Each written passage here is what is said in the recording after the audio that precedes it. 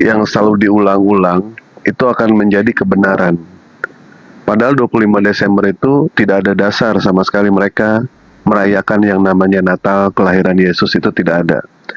Mereka itu beribadah itu apa yang dikatakan oleh bapak-bapak pendeta, bukan berdasarkan dari apa yang tertulis di dalam Bible.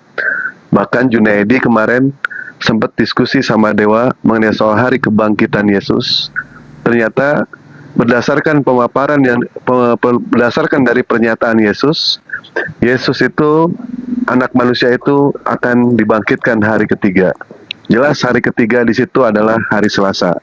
Karena hari pertama merujuk kepada hari Minggu, hari kedua itu adalah hari Senin, dan hari ketiga itu adalah hari Selasa. Betul nggak Pak De? Berdasarkan dari penghitungan orang-orang Yahudi, anak manusia akan dibangkitkan di hari yang ketiga. Jatuhnya itu adalah hari Selasa. Jadi mereka beribadah hari Minggu itu tidak ada dasar sama sekali. Bahkan ketika yang namanya mereka itu melakukan yang namanya Natal, itu hubungannya apa dengan pohon cemara? Tidak ada hubungan sama sekali dengan pohon cemara. Pohon cemara dikasih lampu, mestinya yang mau dikasih lampu jangan pohon cemara, kandang domba kalau mau, itu baru ada hubungan. Kandang domba kasih neon, kandang domba kasih lampu, itu betul ya. Soalnya dengan pohon cemara nggak ada sama sekali hubungannya. Pohon cemara itu nggak pernah murtad, setahu Dewa, nggak ada.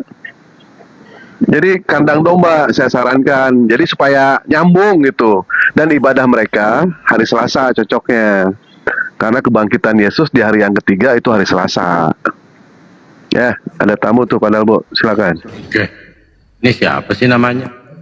Simbol apa ya, kutukan. Selamat malam. Malam. Silakan.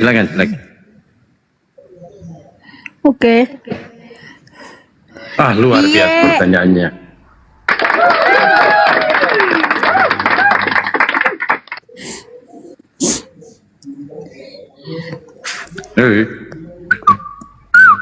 Oke. Tentu aja oke. Apanya oke? Iya dasar tuyul. Oke aja oke. Apanya yang oke? Apa yang oke langsung KO. Oke. Bukan Oka, KO itu. Astagfirullah. Wah, itu kan tadi saya minta sama guru, kirimkan saya itu. Ada 2 saya buat. Ada juga video-videonya, ada juga foto-fotonya. Nah, seperti ini. Mana? Saya coba tampilkan ya. Oa.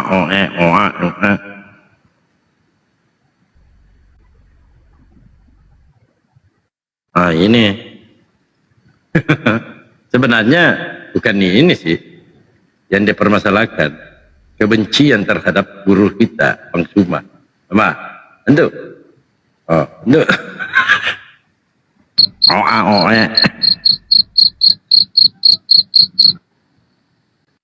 Iya, ini ada tamu Tuan Baron Araruna.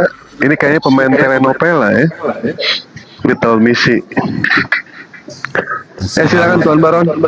Assalamualaikum Bang Zuma. Tuan Baro istrinya Tuan dari Padang kita Bang Zuma. Padang.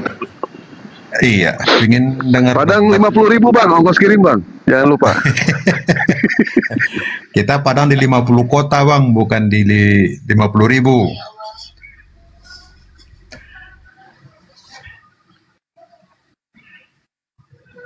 Kok nggak ada oten yang naik ya Bang? Pingin dengar debat juga sih. Iya, belum ada. Dan ini baru saya cari oten. Kayaknya Abang kencangkan tap-tap layarnya, Bang. Gimana Bang? Makanya di bawah kencangkan tap-tap layarnya. Sudah Bang. Mungkin ada yang ingin ditanya-tanya, Itu ada Bang Zuma. Bos apa coba Bang Zuma? Bos apa? Nggak ada sih Bang, cuma pingin gabung debat sama si Oten aja sih. Oten logikanya sih nggak jalan. Otaknya juga nggak dipakai. Oh, abang Wah, juga mau heran gua sih. debat. Mau debat juga Bang? Enggak sih Bang, cuma mau campur dikit aja. Kalau debat sih ilmu kita sih masih cetek Bang. Belum berani sih Oh, debat. mau Saya mendengar. masih belajar. Dengar cuma kalau nanti ada juga yang bisa diikutin ya ikutin juga sih. Silakan Bang debat sama Dewa. Oh, belum berani Bang, ilmu masih cetek Bang. Pingin dengar Itu sama Oten. Dewa aja, sikat aja Dewa.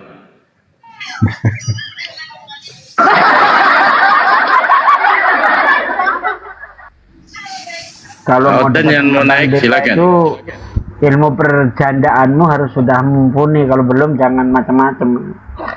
Harus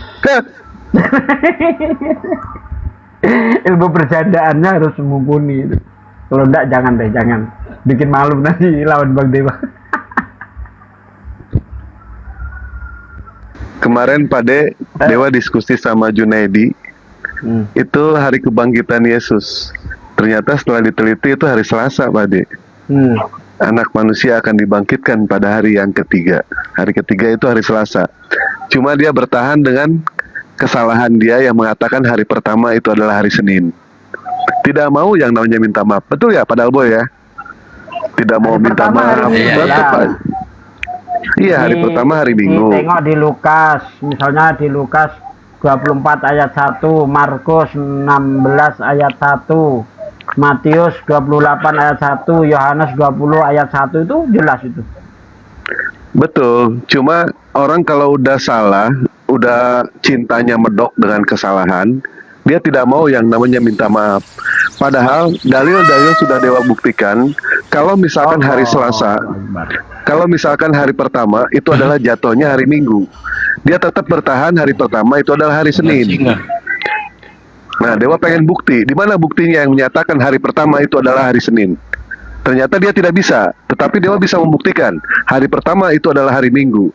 Ternyata kebangkitan Yesus berdasarkan apa yang dikatakan oleh Yesus, anak manusia akan dibangkitkan pada hari yang ketiga. Jadi fix sudah, ternyata kebangkitan Yesus bukanlah hari Minggu, tapi kebangkitan Yesus itu jatuhnya hari Selasa itu. Masih dia tidak ngotot juga. Oh ya, itu yang tadi, yang kata Bang Juma mirip sama Ali ya, Daud Ali ya, kalau tidak salah ya Pak Ade ya. Iya. Memang Dewa sendiri pada saat penjual sendal, tukang sol, sepatu. penjahit, sol Iya, sepatu. Yang Iya. salah itu tadi itu. Tapi Tahu nih Bang aja Juma lah, nih. dia gurundal. Oh, bener aja lah dia, salah juga bener aja lah udah. Benerin aja lah. Berarti Bang Zuma salah Pak De. Gimana mau salah, wong saya yang kasih modal kok. Iya toh. Cuma memang cara diskusi dia itu memang seperti itu. Diskusinya itu pada saat menghujat, dia ternyata punya dua natur di sini. Natur menghujat sama natur model halus, Bang. Seperti itu. Tetapi ya emang dasarnya ular, Bang. Yang namanya ular, walaupun ganti kulit, tetap racunnya itu berbisa, tetap berbahaya. Justru musuh ya, musuh yang paling berbahaya itu bukan musuh yang bawa senjata, bukan. Tetapi musuh yang paling bahaya itu musuh yang bawa senyuman. Itu paling bahaya itu musuh. Musuh yang tepuk tangan itu paling bahaya. Ya kan? Diam-diam dia suka, nggak taunya di belakang dia mengkhianati. Kita kan lebih baik terang-terangan tidak disukai daripada di belakang ternyata mengkhianati. Kan seperti itu. Nah, seperti itulah Daud Ali itu. Mode menghujat dia seperti ini. Mode halus dia seperti ini. Luar biasa memang.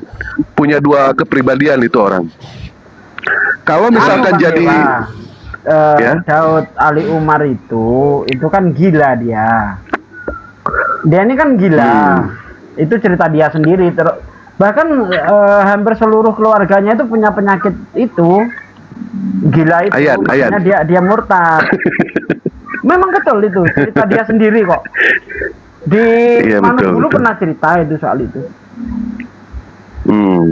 Punya kelainan juga. Dia ngaku sendiri itu. Assalamualaikum warahmatullahi wabarakatuh.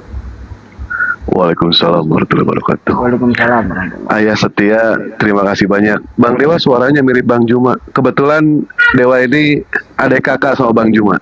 Cuma bedanya Dewa lahirnya di sesar. Kalau Bang Juma diseret. Ya Bang ya, Bang Juma ya. Hanya Dewa yang berani kayak gitu sama Bang Juma ya. Lama-lama, Bang Dewa, Bang Cuma di sini moderator. Dan sampai langsung putarkan di bawah.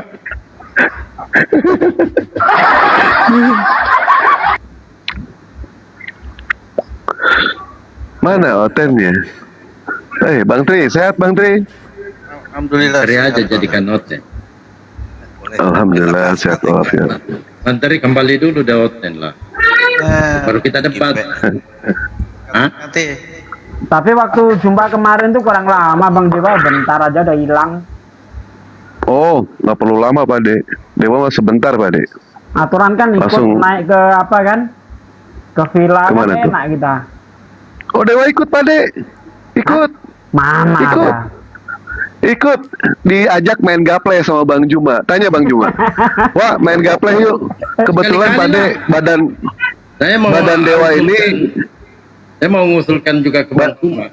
Sekali-kali Ya. api ini dirayakan di Makassar. Biayanya Sekali lah. terlalu tinggi Bang. Kemarin tuh udah rencana mau ke sana, cuma biayanya terlalu meledak kalau ke sana. Supaya saya bisa hadir juga Pak De. Kan udah pernah jumpa kita Bang Dalbo. Iya pernah. Iya. Nah insya Allah lah tahun depan di Makassar nanti.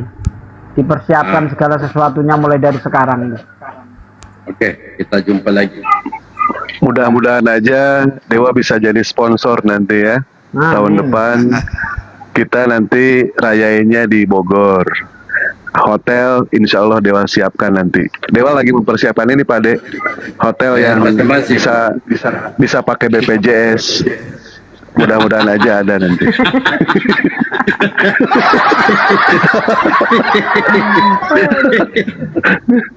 Ya Allah. Kalau nggak ada Dewa, Di kamar Saya mau mayat. nutup YouTube dulu, nggak ada hotelnya. Yang di YouTube terima kasih ya sudah menyimak obrolan kita. Nanti kalau ada debat yang menarik kita live-kan kembali. Saya tutup dulu yang di YouTube. Assalamualaikum warahmatullahi wabarakatuh. banyak yang ikut. Pokoknya yang boleh ikut, yang beli kaos Dewa, boleh ikut itu. Yang pakai Yang nggak beli kaos dari Dewa, gitu. dari Dewa. Nah, Makanya dari sekarang beli ya, dari sekarang beli. Kalau ada yang minta tanda tangan ke Dewa, alhamdulillah kemarin ada yang Mas Dewa, boleh nggak saya minta tanda tangan di bajunya Mas Dewa? Boleh. Jadi suatu saat nanti Dewa terkenal, nggak usah minta lagi, ya, nggak usah minta tanda tangan lagi. iya filmnya Bang Cuma itu. Mbak Luna Film ya, apa? itu filmnya Bang Cuma, film Doti, filmnya Bang Cuma. saya standby dulu mau sholat duhur. Lanjut lagi Pak.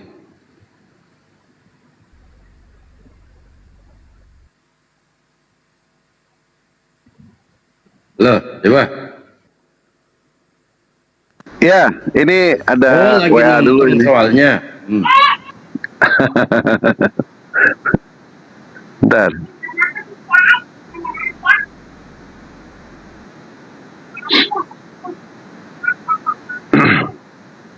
Ayolah, hotel-hotel naiklah. Ayah, kan ada di YouTube. Ada di YouTube kan? Kaluna nontonnya di mana? Di YouTube kan?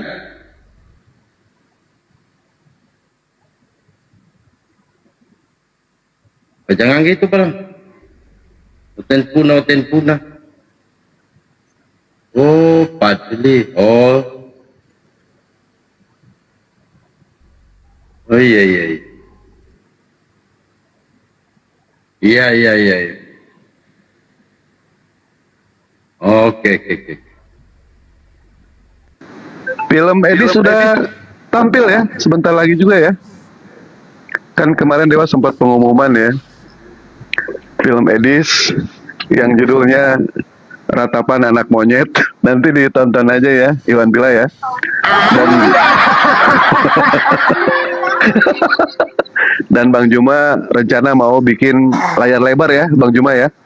Layar lebar untuk Edis, di mana lebarnya itu dari Jakarta sampai Cirebon, supaya semua dunia itu bisa melihat gitu. Luar biasa rencana Bang Juma. Luar biasa bohongnya. Ya, silakan Oten-oten yang mau naik. Bukan layar lebar, muka lebar, muka kotak.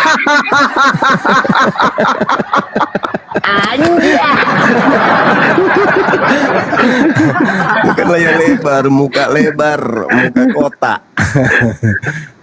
Kemarin malah bilang bukan Jakarta Cirebon, wah, Jakarta Makassar. Saking lebarnya itu layarnya. Bayangkan kata Bang Juma.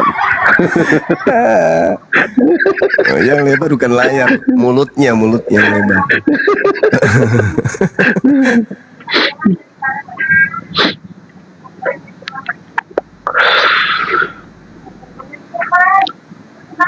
Mantap aktingnya Bang Juma. Oh iya, luar biasa. Mudah-mudahan dilirik ya sama siapa? Sama Hollywood dilirik, dan Bang Juma bisa go internasional dalam berdakwah Islam. Mudah-mudahan. Dulu sebenarnya waktu film ini ya, The Muhammad Last Prophet, itu mestinya pemainnya jangan Antonio Banderas. Mestinya Bang Juma itu yang main di situ. Kayaknya keren itu. Sudah nonton belum Bang filmnya Bang? Muhammad is the Last Prophet. Belum. Nah itu pemainnya Antonio Banderas. Kebetulan Antonio Banderas itu kawan PAUD Bang. Kawan PAUD Dewa. Waktu di Indonesia PAUD. Kawan PAUD. Iya. Parah. Kadang-kadang memang. Udah pada nonton film Doti nggak nih teman-teman yang Netflix? Belum Bang. Itu namanya. Sementara nonton dia Bang. Nah, itu namanya. Katanya.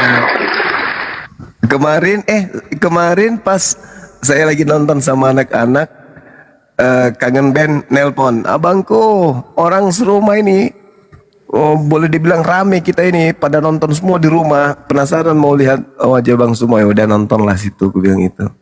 Kangen Band Dinda Andika bertelpon, dia pingin kali lihat film Doti itu. Alhamdulillah sekarang teman-teman pada bisa nonton kan ya. Tadinya kan di layar lebar tuh, di 21, di bioskop. Alhamdulillah sekarang udah bisa di HP ditonton.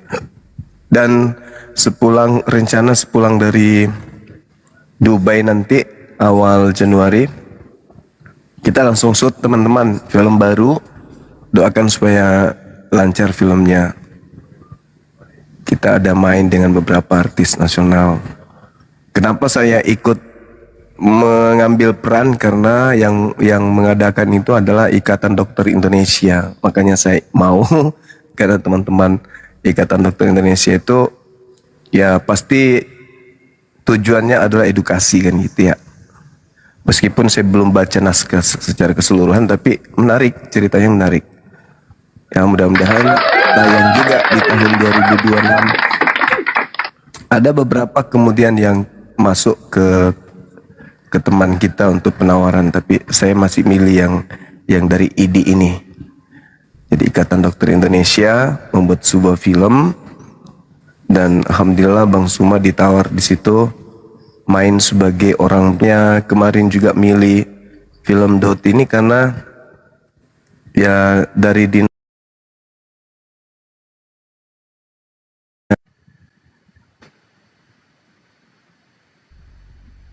penghargaan kepada teman-teman seperjuangan para aktivis. Jadi kita ngambil peran itu.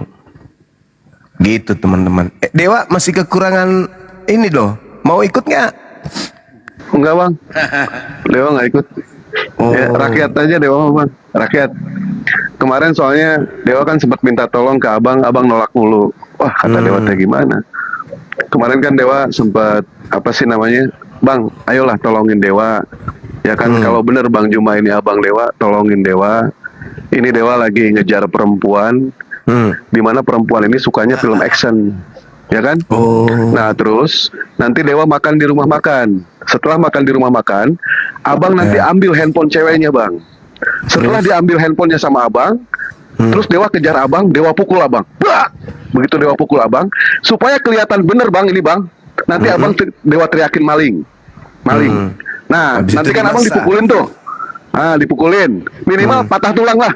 Bang Juma minimal patah tulang. Enak aja. Gimana Bang? Sutradaranya pecat langsung. Ada aja. Parah. Pasti parah nih. Endingnya pasti bikin tertawa si Dewa ini. Di film ini masih ada kekurangan ini. Masih ada kekurangan pemain. Bagian bersihin Filmnya. spiteng pasti ini. Bersihin spiteng. Enggak. Enggak, jadi dukun ini kan saya bilang sama sutradaranya kalau bisa pas main dukun hantunya itu muncul. Nah, hantunya ini agak susah dicari. Oh segar Gitu. segar Bang, segar, segar, cocok itu. Kamu jadi ceritanya itu kau di atas pohon sebagai hantu pohon, penunggu pohon beringin maksudnya gitu. Segar, cocok itu.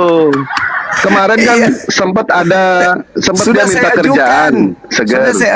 Saya sudah ajukan. Ah, Kata Iya. teman-teman produser ini cocok karena dia tidak butuh alat untuk hias kan sudah lebih serem dari setan gitu kan. Tapi sutradaranya nggak mau, takut nanti orang di studio kosong, studionya pada lari semua keluar gitu, jadi batal lagi. segar itu cocok Bang. Kemarin sempat dia ngelamar Si Cipe. pekerjaan gitu kan. Dewa bilang coba deh di pasar malam ada nerima pekerjaan di rumah hantu. Nah ternyata segar cocok di rumah hantu. Ternyata nggak, segar itu nggak usah di make up Bang, nggak usah di make up. Makanya nggak usah di make up.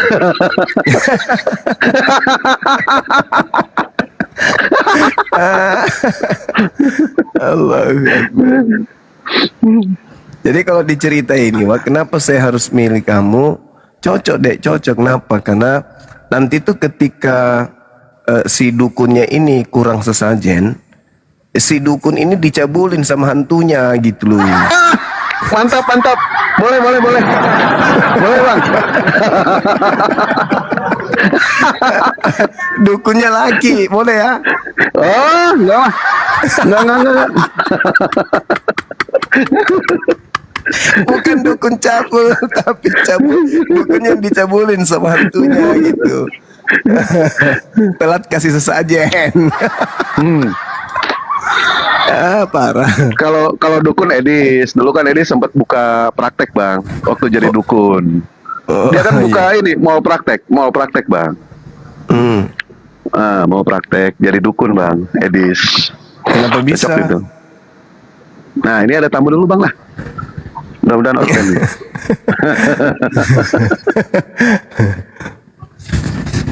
Kasih Ahi dulu. Ahi, aku udah rindu sama beliau. Ahi, monitor Ahi. Ahi. Halo. Ahi.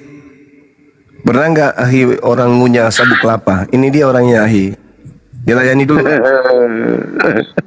boleh. Makan siang. Iya. Ayo lanjut. Gimana Bang? Gimana? Bang Aldos. Mau Ya. bertanya ini. Oh mau bertanya, bukan mau diskusi berarti ya? Cuma mau bertanya aja ya. Baik. Silakan. Iya. Di surah Al-Baqarah ayat 210 ini yang datang hari kiamat itu Allah sama kayak Isa. Iya. Terus Berarti surah Al-Baqarah ayat berapa Bang? Ayat berapa? 210. 210. Yang datang siapa di situ? Allah. Nah, terus? Tidak ada yang mereka tunggu-tunggu pada hari kiamat kecuali kedatangan Allah dalam naungan awan bersama malaikat untuk melakukan perhitungan. Sedangkan perkara mereka telah diputuskan kepada Allah lah segala perkara dikembalikan. Nah, terus? Itu setelah hari kiamat atau sebelum hari kiamat, Bang? Pada hari kiamat, Yang dipertanyakan di situ? kedatangan Allah. Enggak, yang ditanyakan di situ apa? Ya sama-sama kayak Nabi Isa gitu. Sama kayak Nabi Isa. Oh, abang percaya dengan yang namanya Nabi Isa alaihissalam? Percaya, Bang? Saya Loh, kenapa abang nggak iman ini Al-Quran, Bang? Kalau abang percaya? ya kan Bang monitor. silsilahnya beda, Bang. Silsilahnya di dalam Islam atau di dalam kekristenan, Bang? Iya beda. Baik, kalau silsilah di dalam kekristenan itu, apakah silsilah Nabi Isa itu udah benar atau udah salah, Bang? Nggak tahu kalau benar salahnya, Bang. Baik, coba saya pengen tahu, Bang. Silsilah Nabi Isa sampai kepada Daud, coba. Yesus, Yusuf, Yakob, Matan, Eliezer. Terus sebutkan lagi, Bang, yang lain, Bang. Kurang tahu, Bang. Lah, gimana ini orang ngomong silsilah tapi nggak tahu. Bang Juma, silakan, Bang. Iya. Jadi Al-Quran itu tidak bisa dimaknai dengan satu disiplin ilmu bahwa berbicara mengenai Al-Quran cukup dengan terjemah, itu nggak bisa. Itu nggak bisa. Ini harus dipahami bahwa Nabi Isa alaihissalam datang sebagai pertanda hari kiamat. Wa innahu la ilmun lis-sa'ah falatamtarunna biha wattabi'un. Hadza siratun mustaqim. Sesungguhnya dia Isa benar-benar menjadi pertanda akan datangnya hari kiamat. Jadi dia hanya sebagai tanda saja. Sedangkan yang Anda bawa surah Al-Baqarah ayat 210, Bismillahirrahmanirrahim. Hal yanzuruna illa ayyatiyahumullah fi dalalim minal gamam wal malaikatu wa qudiyal amr wa ilallahi turja'ul umur. Tidak ada yang mereka tunggu-tunggu pada hari kiamat. Jadi sudah kiamat, bukan lagi tanda-tanda. Jadi dua kondisi yang berbeda. Jadi pada hari kiamat tidak ada yang mereka tunggu selain kedatangan Allah. Bukan Allah yang datang, tapi perhitungannya, yaitu azab yang ditunggu-tunggu oleh siapa? Oleh mereka orang-orang yang ketika hidupnya di bumi itu melakukan maksiat, dan juga orang yang tidak melaksanakan kemudian aturan-aturan Islam secara utuh, secara sempurna. Itu maksudnya ayat suci itu. Jadi tidak ada yang mereka tunggu-tunggu. Mereka di sini siapa? Para pemaksiat. Orang-orang yang tidak melaksanakan ajaran agama Islam. Yang mereka tunggu itu tak ada lagi selain daripada azab. Azab dari Allah, siksaan dari Allah. Apalagi yang dia mau tunggu? Berbeda dengan umat Islam, yang mereka tunggu pada hari kiamat itu adalah syafaat baginda Rasulullah Muhammad sallallahu alaihi wasallam. Hal yanzuruna illa ayyatiyahumullah fi zulalim minal gamam wal malaikatu wa qudiyal amr. Ya. Wa ilallahi turja'ul umur. Nah, itu kepada Allah lah segala perkara itu dikembalikan. Jadi tak ada lagi yang mereka tunggu. Kalau umat Islam menunggu syafaat, menunggu hisab dan seterusnya. Orang kafir tidak dihisab lagi. Ya tak ada lagi yang ditunggu selain daripada azab dari Allah gitu. Jadi tidak boleh kemudian Anda memahami Al-Quran itu, wah ini seperti ini dalilnya. Oh enggak bisa. Makanya dikatakan di ayat sebelumnya, fa in zalaltum mim ba'di ma ja'atkumul bayyinat fa'alamu annallaha azizun hakim. Maka jika kamu menyimpang, nah setelah datang kepada kalian bukti-bukti kebenaran nyata sampai kepadamu, ketahuilah bahwa Allah Maha Perkasa lagi Maha Bijaksana. Jadi yang dimaksud ini adalah orang-orang menyimpang, orang-orang yang tidak melaksanakan ajaran Islam itu dengan sempurna dan tidak melakukan kemudian ajaran agama Islam itu ketika datang kepadanya ketetapan aturan yang benar kepada mereka. Seperti itu saudara. Jadi jangan Anda maknai seperti apa yang datang seperti Nabi Isa, enggak. Nabi Isa datang sebagai pertanda akan datangnya, sedangkan yang diceritakan dalam surah Al-Baqarah itu sudah kiamat tuh, sudah datang, tak ada lagi yang ditunggu kecuali ya hasilnya dari perbuatan mereka yaitu menyembah kepada dewa-dewa. Maka ketika dia di akhirat nanti tak ada lagi yang ditunggu selain azab, tak ada lagi yang lain. Gitu saudara.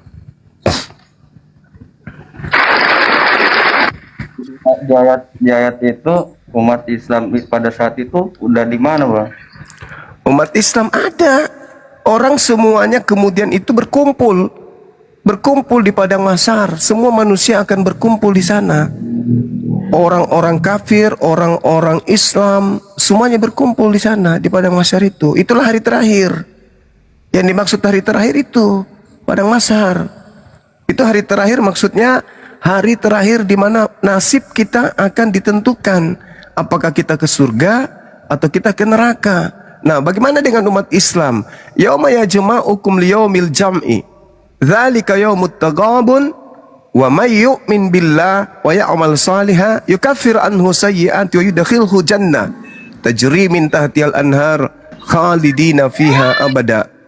Jadi, ketika manusia dikumpulkan di padang mahsyar ini, manusia dikumpulkan di sana yang beriman, yang beramal soleh, itu dimasukkan ke dalam surga. Namun sebelumnya dihapuskan seluruh dosa-dosanya terlebih dulu oleh Allah. Mereka dimasukkan ke dalam surga. Kata Allah, zalikal fawzul azim. Surga itu adalah tempat orang-orang yang memiliki kemenangan yang agung. Mereka masuk ke dalamnya selama-lamanya dan mereka memiliki kehidupan yang agung di sana. Kemenangannya itu yaitu karena ketika di dunia dia tidak tergiur menyembah kepada dewa, tapi hanya menyembah kepada pencipta langit dan bumi yang ahad. Sehingga ketika dia nanti di yaumil akhir dimasukkan mereka ke dalam surga.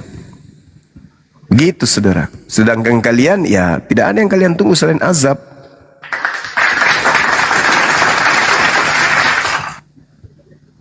Tapi kalau semasa hidupnya itu orangnya baik tapi bukan Islam, itu gimana Bang Zuma? Walaupun banyak orang pintar tapi tidak terdaftar di sebuah sekolah, sepintar-pintarnya dia tidak mendapatkan rapor. Kenapa? Karena dia tidak mendaftar sebagai mahasiswa, sebagai siswa. Harus. Sedangkan untuk mendaftar kemudian menjadi penghuni surga, itu syahadatain. Asyhadu an la ilaha illallah wa asyhadu anna Muhammad Rasulullah. Itu mutlak. Itu kata kuncinya itu di situ. Sama seperti Yesus juga begitu kepada pengikutnya Bani Israel. Kunci keselamatan hidup kekal itu la ilaha illallah Yesus Rasulullah. Yohanes 17 nomor 3. Tapi kalau Tuhan yang adil mah tidak begitu Bang Juma. Kalau misalnya selama di hidupnya di dunianya baik, itu harusnya masuk surga. Loh, walaupun itu bukan Islam. Bagaimana mau masuk surga kalau dia tidak mengakui penciptanya? Dia malah menyembah kepada dewa. Hah? Mengakui Tuhan itu ada. Ya, tapi menyembah kepada selain daripada Tuhan gimana ceritanya? Kan nggak boleh. Tetap Tuhan. Menyembah kepada Tuhan yang mana? Yang keluar dari kubur gitu maksudnya? Mana bisa? Tuhan pencipta langit dan bumi lah, alam semesta. Kalau Tuhan pencipta langit dan bumi itu bukan makhluk. Sementara kalian menyembah makhluk, bagaimana mau masuk surga? Yang kalian peringati sebentar lagi itu kelahiran Tuhan atau kelahiran manusia? Tuhan juru selamat. Ya, mana ada Tuhan lahir? Kan aneh. Masa Tuhan lahir? Ciptaan Tuhan yang lahir, yang kamu sembah. Bukan Tuhan itu, ciptaan, namanya juga lahir. Lahir sudah pasti bukan Tuhan lah. Kenapa orang baik selain Islam itu dikeblosin ke neraka? Kalau baik itu mengasihi Tuhan, itu baik. Setelah mengasihi Tuhan, maka mengasihi sama manusia, itu baik.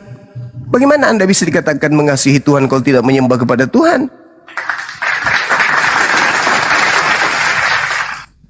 Mengasihi Tuhan itu artinya mentaati perintah Tuhan, terpaut akan perintahnya, setia akan aturannya. Itu mengasihi Tuhan. Dan mengasihi manusia, mengajak manusia juga melakukan hal ketaatan terhadap Tuhan. Itu, ya Anda menyembah bukan kepada Tuhan, mengajak orang lain juga menyembah kepada yang bukan Tuhan, bagaimana bisa dikatakan baik? Nggak bisa. Meskipun Anda melakukan kebaikan, membantu orang di sekeliling, tapi Anda kufur, ingkar terhadap pencipta Anda, ya sama aja. Apa kata Tuhan? Ya, aku yang memberikan rezeki kepada hambaku, ngapain kamu?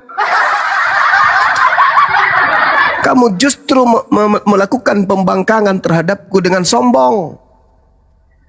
Kamu sombong terhadapku. Habis itu kau mengatakan dirimu baik. Nggak ada yang baik. Aku udah kasih kau oksigen, udah kasih kau biji mata, udah kasih kau gigi, tapi kau malah melakukan hal-hal yang tidak aku perintahkan. Mana perintahku untuk Natalan? Tidak ada. Mana perintahku ibadah minggu? Tak ada. Mana perintahku agar ke gereja? Tak ada. Agar makan babi, agar tidak bersunat, agar menyembah kepada Tuhan. Ada nggak perintahnya? Tidak ada. Terus mimpi masuk surga? Pret. Surga itu hanya tempatnya orang yang taat. Taat pada perintah pencipta langit dan bumi. Kalau tidak taat, tempatnya kembali ke neraka. Mati kekal di situ. Lalu kenapa kalau Islam agama yang benar, kenapa manusia setiap lahir tidak di rahimnya orang Islam? Kenapa? Lah kan sekarang begini, Bung. Beruntunglah kamu yang lahir dalam keadaan bukan Islam. Dalam arti kata Muslim tetapi tidak melakukan syariat Islam setelahnya.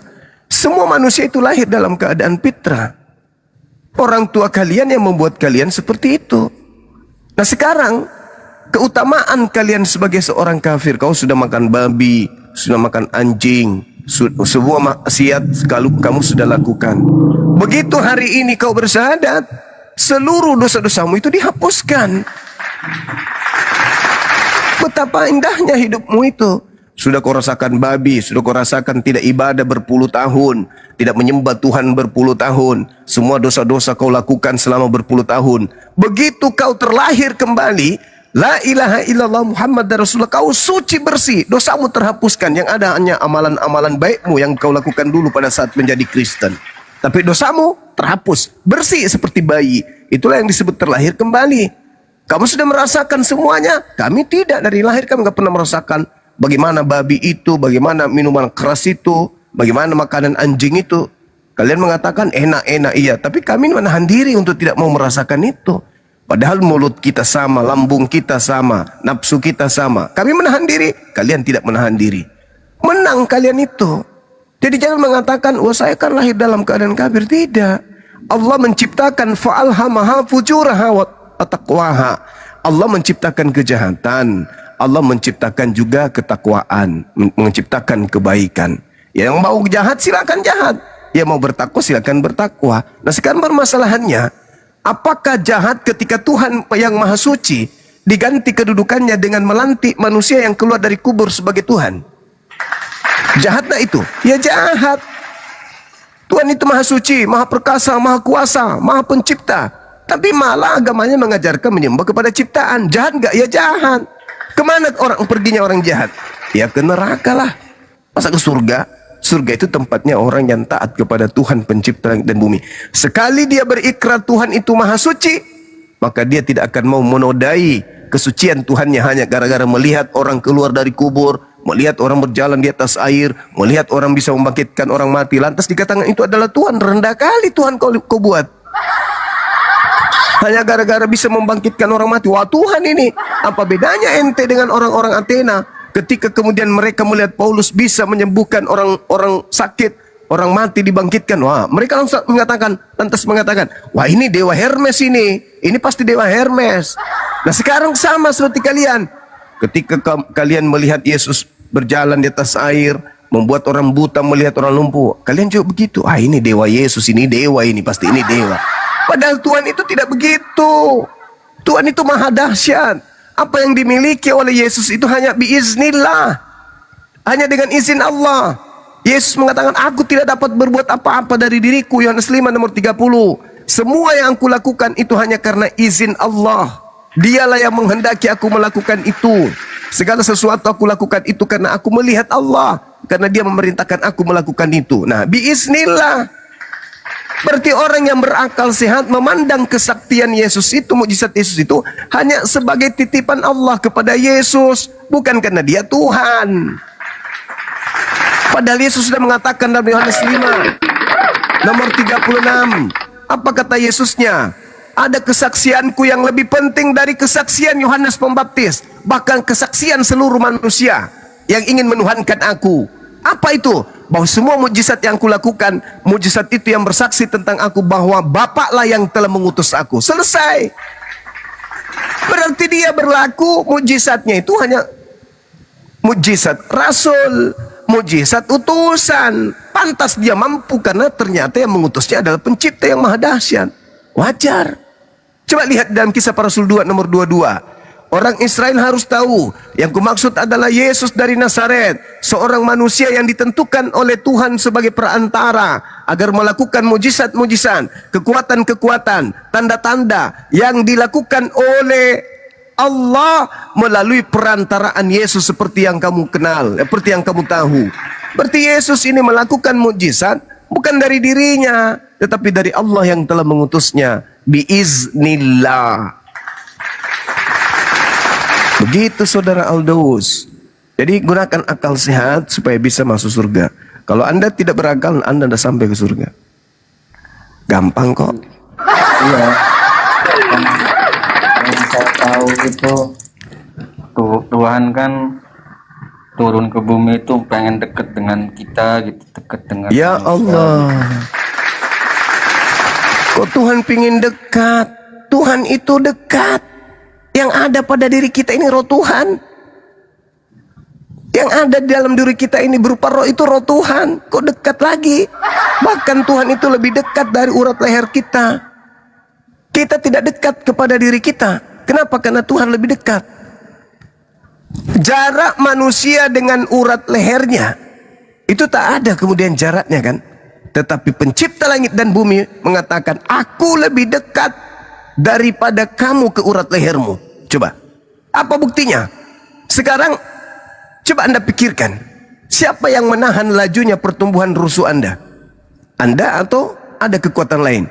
Siapa yang menahan pertumbuhan gigi Anda tidak tumbuh seperti rambut Anda? Bukan. Jangankan melihat Tuhan Pencipta langit dan bumi, Anda melihat pundak Anda sendiri pernah nggak? Nggak pernah. Kecuali menggunakan cermin. Pernah nggak Anda melihat kemudian? Tidak bisa. Nggak bisa Anda melihat pundak Anda. Bagaimana mungkin Anda mau melihat Tuhan? Pernah nggak Anda melihat batok kepala Anda yang bagian belakang? Nggak pernah. Dan itu adalah Anda kan? Tetapi Anda sendiri tidak bisa melihat diri Anda. Bagaimana mungkin Anda bisa melihat Tuhan? Anda raba nih, bagian kepala, bagian belakang. Oh, ini kepala saya ya. Ya, ini milik saya kan? Ya, tapi pernah nggak Anda lihat? Nggak pernah. Sudah berapa tahun usia Anda? 10 tahun, 20 tahun, 30 tahun, 40 tahun, 50 tahun, 60 tahun. Pernah nggak Anda lihat batok kepala Anda bagian belakang? Nggak pernah. Itu aja yang Anda diri adalah Anda sendiri, yang adalah Anda adalah Anda sendiri, itu adalah sendiri Anda. Anda tidak bisa melihat Anda dirinya Anda sendiri. Bagaimana Anda bisa melihat Pencipta langit dan bumi? Jadi yang mengatur kemudian batok kepalamu itu siapa? Itulah Allah. Aku lebih dekat daripada urat lehermu. Aku yang mengatur semuanya. Aku yang mengatur semuanya. Sanurihim ayatina fil afaqi wa fi anfusihim. Aku yang mengatur semua dirimu itu. Aku lebih dekat. Pernah enggak kau melihat detik demi detik bagaimana tumbuhnya rambut setelah kau botak? Siapa yang mengatur pertumbuhannya itu? Aku Tuhan. Jadi kenapa kemudian Anda mengatakan supaya dekat? Lah, supaya dekat gimana? Allah itu meliputi semuanya. Allah itu tidak jauh. Allah itu meliputi alam semesta ini. Tidak ada yang lolos dari Allah, nggak ada. Apapun itu, bahkan susunan saraf-saraf di dalam tubuh kita, bagaimana urat saraf yang menuju dari lengan kiri menuju ke jari-jari, siapa yang ngatur? Anda yang ngatur, bukan. Siapa yang mengatur ritme darah? Siapa yang ngatur? Siapa yang mengatur kemudian ritme air yang ada dalam tubuh Anda? Anda enggak, bukan Anda. Tapi aku Allah, akulah yang mengatur semuanya. Ketika kemudian aku menginginkan kau mati, mampus langsung seketika. Innalillahi wa inna ilaihi raji'un. Apakah Anda yang mengatur roh Anda? Tidak. Kemana roh Anda pada saat Anda tidur? Anda tahu? Anda nggak tahu. Aku yang mengaturnya. Aku yang mengatur itu semua, bukan ente. Lantas kau sombong. Kau menyangkali aku. Malah kau menyembah kepada yang bukan aku, malah kau nyembah ciptaanku hanya gara-gara dia keluar dari tanah pada hari ketiga. Kamu kagum hanya gara-gara kau katakan dia menebus dosa mati untuk kau. Kau kagum. Aku nih yang menciptakan kau dari setetes air. Kenapa kamu nggak kagum? Aku nih yang menghidupkan kau, yang sampai hari ini kau tidak ngerti bagaimana caranya kau bisa hidup, kau bisa berbicara, kau bisa berjalan, kau bisa duduk, bisa melihat, kupingmu bisa mendengar, lidahmu bisa merasakan berbagai macam rasa. Kenapa kamu tidak kagum padaku? Hanya gara-gara orang di pantai, di pohon kau kagum. Hanya gara-gara dia berjalan di atas air kau kagum. Aku nih aku yang menciptakan engkau dari tidak ada menjadi ada. Kenapa kau tidak kagum? Kenapa kau tidak sujud? Kenapa kau tidak datang untuk sujud beribadah mengucapkan syukur kepada aku? Justru kau mengucapkan syukur kepada makhluk yang justru bertuhan kepada aku siang dan malam. Kau baca Bibelmu, Yesus yang kau sembah sibuk menyembah aku malah. Beliau berpuasa 40 hari 40 malam untuk beribadah kepada aku. Beliau sujud untuk beribadah kepada aku. Semalam-malaman dia berdoa untuk ibadah kepada aku, meminta kepada aku. Datang ente justru berdoa kepada dia yang berdoa kepada aku. Di mana akalmu? Maka pantas fa'alhamaha fujuraha wa taqwaha. Lu masuk nerakaku. Lu pantas di sana kekal. Karena otakmu aku udah kasih, aku udah ciptakan begitu sempurna dalam bentuk fi aksani takwim, malah kau seperti binatang hidup di bumi. Sombong kau, sombong. Kau mencari aku, sementara kau tidak bisa menemukan diri lu sendiri. Kau mau melihat aku, sedangkan melihat rohmu saja kau tidak sanggup. Mendengarkan pita suaramu saja kau tak sanggup. Kau sadar rasa manis itu ada, kau tahu pahit itu ada. Tapi kamu tak mampu menunjukkan mana pahit itu, mana manis itu. Coba biji matamu lihat mana sih manis itu yang kau rasakan itu. Tak bisa kan? Tapi kau menghirup udara. Kau bisa hidup tanpa kau beli. Udara bisa kau hirup tanpa kau bayar. Tapi kamu tidak pernah menerawang siapa yang mengadakan itu semua. Tuhan yang kau sembah, kalau aku tutup hidungnya selama 5 menit mati. Tapi tetap aja kau kagum samanya. Aku yang menciptakan siang dan malam. Kau lihat tumbuh-tumbuhan bertumbuh, dipangkas tumbuh lagi, dipangkas tumbuh lagi. Kau lihat ikan di lautan, diangkut sama nelayan. Bukan habis, malah makin bertambah. Kau lihat burung-burung, bukan semakin banyak. Burung-burung itu di penangkaran semakin habis. Tidak ada itu. Semuanya aku cukupi hidup lo. Tapi apa? Apa tindakanmu terhadap itu semua? Ingkar. Maka padamu saya katakan ulaika hum syarrul bariyah.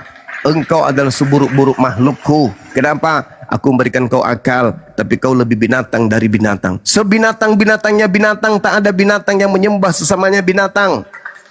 Sebinatang-binatangnya binatang, tidak ada binatang yang dimakan oleh binatang yang lain lantas dituhankan oleh mereka sang binatang.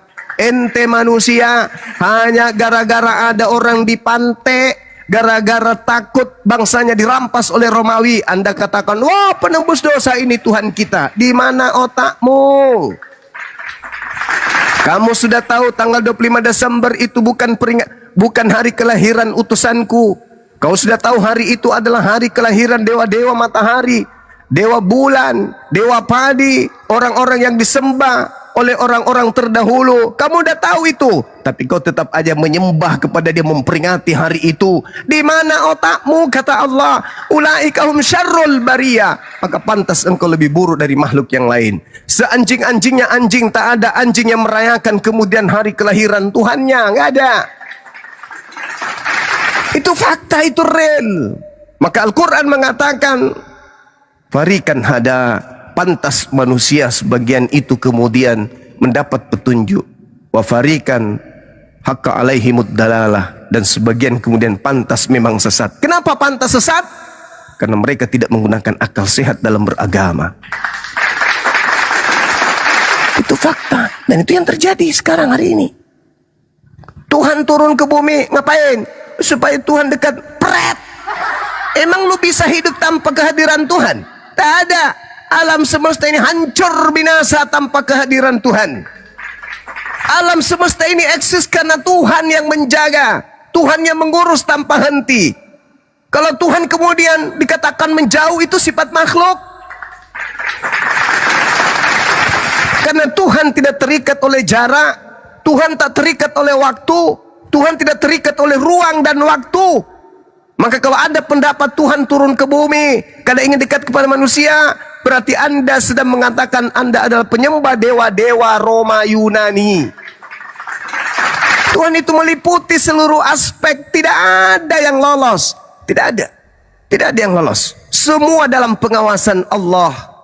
Tidak ada. Maka saya katakan kepada saudara, agama paganlah saudara kalau Anda mengatakan Tuhan turun ke bumi. Ngapain turun? Kalau dia turun berarti dia mau ngintip.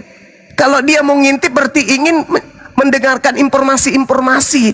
Kalau dia ingin melihat-lihat, ingin mendengarkan informasi-informasi, ingin merasakan keadaan-keadaan, berarti itu sifat makhluk. Berarti dia tidak maha tahu. Berarti dia tidak maha mendengar. Berarti dia tidak maha melihat. Berarti dia gagal menjadi Tuhan. Sebab Tuhan itu maha melihat, Tuhan itu maha mendengar, Tuhan itu maha mengetahui. Untuk mengetahui sesuatu tidak butuh dia datang. Untuk mendengarkan sesuatu tidak butuh dia datang. Untuk melihat sesuatu tidak perlu dia datang. Kenapa? Karena Tuhan itu meliputi alam semesta. Jadi kalau Anda turun ke bumi, itu Krishna, itu Zeus, itu Horus, itu Atis, itu Mitras. Yang turun ke bumi itu Dewa Mitra itu. Dewa Hermes itu yang turun. Dalam ajaran mitologi Romawi Yunani. Tuhan itu tidak begitu sifatnya.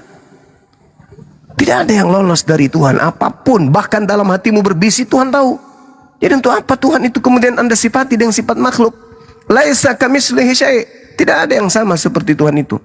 Itulah Tuhan yang betul. 2 Samuel 7:22. Pencipta alam semesta maha tinggi dan tidak serupa dengan apapun.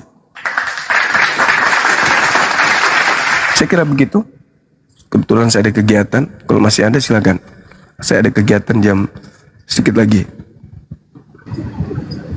Silakan Pak. Siapa ini yang temannya ini bisa? Aldo. Pak Aldo. Woi. Silakan. Lagi merenung dia.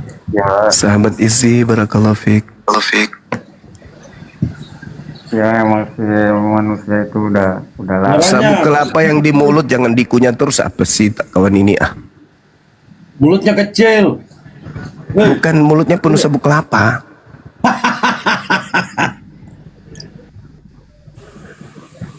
Iya tapi itu Bang, kalau diskusi jangan lagi makan sagon. Abang lagi makan sagon kayaknya ya, Bang.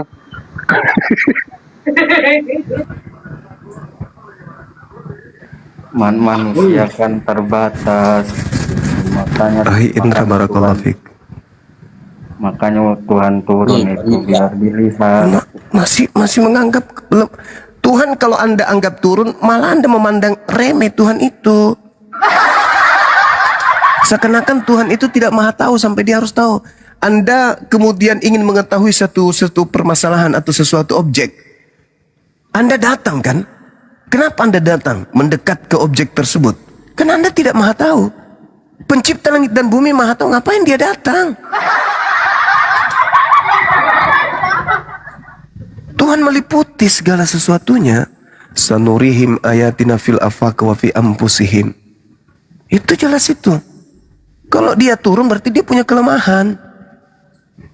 Coba saya tanya satu pertanyaan.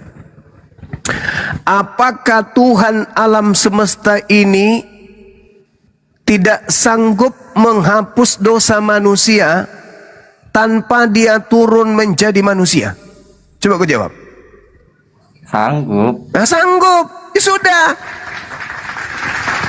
Tapi kan upah dosa itu maut, Bang. Iya. Upah dosa adalah maut, itu kan jurusnya Paulus. Mana firman Tuhannya mana? Firman Tuhannya.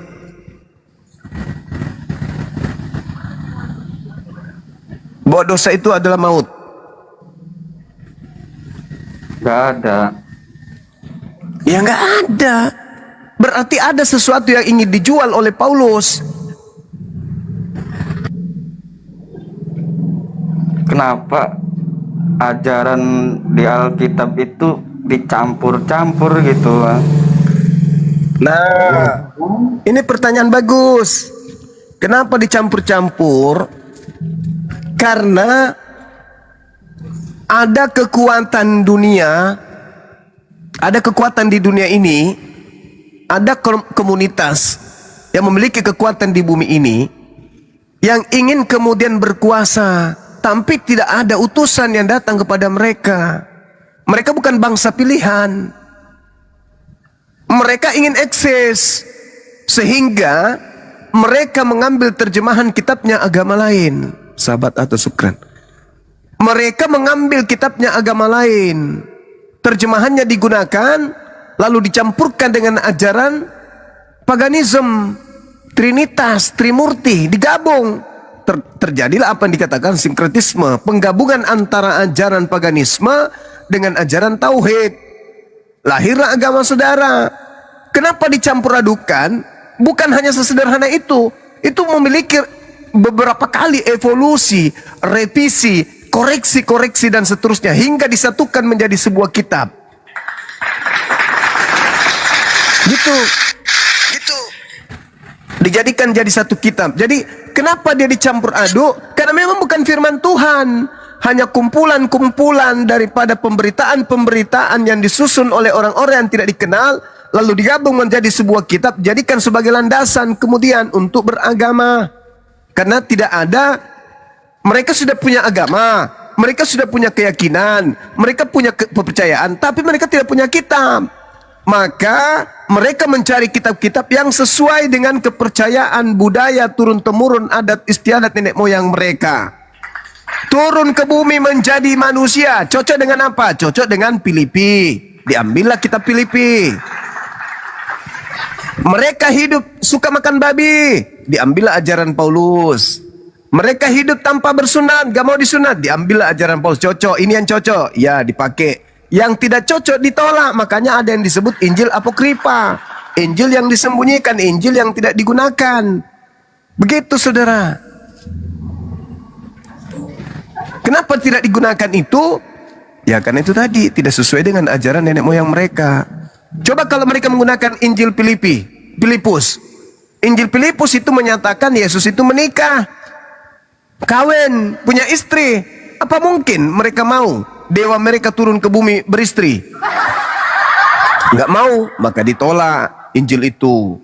Padahal Filipus ini adalah murid Yesus yang menerima mandat, yang punya legalitas langsung dari Yesus untuk memberitakan Injil. Lukas tidak, Markus tidak, Yohanes tidak, penulis Yohanes tidak, penulis Matius tidak. Paulus apalagi yang mendapatkan mandat untuk memberitakan Injil berdasarkan kitab saudara hanya satu murid, namanya Filipus. Tapi ke-12 muridnya semuanya menerima firman. Gitu. Adakah Injil Gumasa? Kira begitu saudara Aldois. Ya, yang saya bingung tuh Alkitab itu kan perintah kan.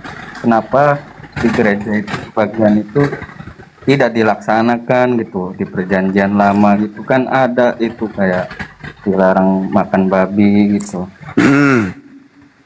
Karena sejatinya kitabnya Yahudi itu hanya dipakai sebagai alat untuk melancarkan aksi pengajaran terhadap bangsa lain akan penyembahan terhadap dewa mereka. Supaya dianggap itu ajaran dari Tuhan, mereka mengambil terjemahan dari kitabnya orang Yahudi. Supaya ketika orang menyembah dewa, mereka seakan merasa bahwa yang mereka sembah itu adalah Tuhan Yahudi, padahal bukan. Mereka itu menyembah dewa nenek moyang mereka sendiri dalam nama Yesus Kristus. Makanya ada tanggal 25 Desember. Itu bukan dari Yahudi itu. Bukan. Jadi kitabnya agama Yahudi itu cuma dipakai sebagai tameng. Ketika ada tuduhan bahwa agama kita adalah agama pagan, nah bisa ditutupi dengan adanya perjanjian lama kitabnya Yahudi. Itu teknik, itu trik aja itu. Tidak ada pun manfaatnya itu. Apa coba manfaatnya perjanjian lama ada di agama Anda? Ada manfaatnya? Enggak ada. Apa manfaatnya perjanjian lama? Yang saya tahu mau ada nubuat Mesias. Nah itu tidak bermanfaat. Kenapa? Karena tak ada hubungannya dengan kitabnya Yahudi dengan konsep yang ada di kekristenan. Dibantah Yohanes 11:45 sampai nomor 57 bahwa penyaliban itu terjadi karena orang Yahudi takut bangsanya dirampas sama bangsa Romawi. Bukan seperti yang diajarkan gereja, dosa kita ditebus. Nggak ada itu cerita. Nggak ada. Berarti itu masalah politik itu. Politik. Anda baca Yohanes 11 nomor 45 sampai nomor 57. Yesus berkongko-kongko disepakati ingin dibunuh, ingin disalibkan. Kenapa? Karena mereka takut bangsa mereka dirampas oleh orang Yahudi, orang Romawi. Begitu. Tidak ada itu karena dosa waris, karena dosa satu manusia yaitu Adam, karena ingin nebus dosa kita. Itu nggak ada, itu buatan muncul belakangan. Dan dijadikanlah perjanjian lama yang adalah perjanjian baru milik orang Yahudi itu sebagai alat tameng untuk melancarkan aksi-aksi itu. Tidak ada itu. Coba baca sekali lagi, saudara-saudara Kristen, tolong sekali lagi. Baca Yohanes 11 nomor 45 sampai nomor 57. Betulkah Yesus itu ingin dibunuh hanya gara-gara faktor ekonomi politik atau gara-gara faktor dosa waris? Silakan Anda baca. Tentukan sikap setelah Anda membaca di situ. Baca itu. Karena yang tahu tentang kejadian Yesus itu dibunuh karena apa? Adalah orang Yahudi. Imam-imam pada saat itu, orang Farisi, mahkamah agama, imam kepala, mereka lah yang tahu. Mereka yang tahu apa latar belakang mereka ingin membunuh Yesus. Mereka yang tahu, bukan kita, bukan Islam, bukan Kristen. Yang tahu adalah mereka, karena mereka pelakunya. Tanya kepada mereka, hei kamu orang-orang Yahudi, ahli Taurat, imam kepala, mahkamah agama, apa sebabnya kalian ingin membunuh Yesus? Apa jawabannya? Kami takut bangsa kami dirampas oleh kekaisaran Romawi. Titik. Oh itu rupanya. Iya, apalagi? Bukan karena ingin menebus dosa. Mana ada? Dosa ditebus di kami itu dengan cara apa? Bertobat. Dengan cara kembali dari jalan-jalan kami yang tercemar, yang mencemarkan diri kami. Bertobat, lalu kami mendamaikan diri kami dengan mendekatkan diri kepada Elohim dengan cara mempersembahkan kurban bakaran atau kurban sembelihan. Binatang, domba, kambing, sapi, lembu. Gitu. Tanya kepada mereka, kenapa kalian ingin membunuh Yesus? Nah, tanya, pasti mereka jawab, karena kami tidak mau bangsa kami dirampas oleh tentara Romawi, oleh bangsa Romawi. Belakangan muncul, Yesus mati untuk dosa kita, bahkan bukan hanya dosa kita, tapi juga untuk dosa dunia. Pret. Arang aja loh. Yang tahu tentang itu ya orang Yahudi. Kalau di Islam, wa makaru wa makarallah, mereka ingin membuat makar. Makanya mereka ingin membunuh. Mereka melakukan kesaksian palsu agar membunuh Nabi Isa. Tapi Allah menyelamatkan Nabi Isa. Tidak diizinkannya mati untuk keserakahan mereka. Itu yang terjadi. Di Bible juga diceritakan begitu. Aku tidak akan mati. Tuhanku tidak akan menyerahkan aku kepada kematian. Itu kata Yesus berdasarkan ucapan beliau bahwa harus tergenapi semua yang tertulis tentang aku di kitab Mazmur. Ya selesai. Gitu saudara. Berarti Yesus di dalam Alkitab itu ada berapa sih Bang Juma? Banyak, bukan cuma satu, sesuai dengan ucapan Yesus sendiri. Waspadalah kepada penyesat yang datang kepadamu memakai namaku. Berarti ada penyesat memakai nama Yesus. Berarti di dalam kitab saudara ada Yesus palsu. Yesus sendiri yang mengatakan itu. Dan dia akan berkata, akulah Kristus. Apa dia tujuannya apa dia memakai namaku? Untuk menyesatkan banyak orang. Itu menyesatkan banyak orang. Banyak gak orang menyesat dengan menggunakan nama Yesus? Banyak. Siapa mereka ini? Ya termasuk saudara. Yang mengucapkan dalam nama Yesus. Iya, sekarang Anda mengajak orang lain merayakan kemudian 25 Desember itu dalam nama Yesus. Yang ngajarin siapa coba? Kalau bukan kekuatan gaib yang datang membisikkan kalian secara berkelompok kompak merayakan tanggal 25 Desember itu siapa? Yesus kah? Anak Maria kah? Tidak. Lalu dari mana instruksi perintah itu? Kalau emang saya salah, kenapa doa saya dikabulkan? Oh, Tuhan itu maha mendengar. Kan udah kubilang tadi. Tuhan itu maha mendengar. Tuhan itu maha pengasih. Tuhan malu mengklaim dirinya maha pengasih, maha kaya. Apabila ada ciptaannya yang meminta kepadanya sekedar makan tidak diberinya. Tuhan malu. Tuhan itu tidak pilih kasih dalam hal rezeki. Tidak. Oh, ini yang menyembahku, ini aku kasih harta.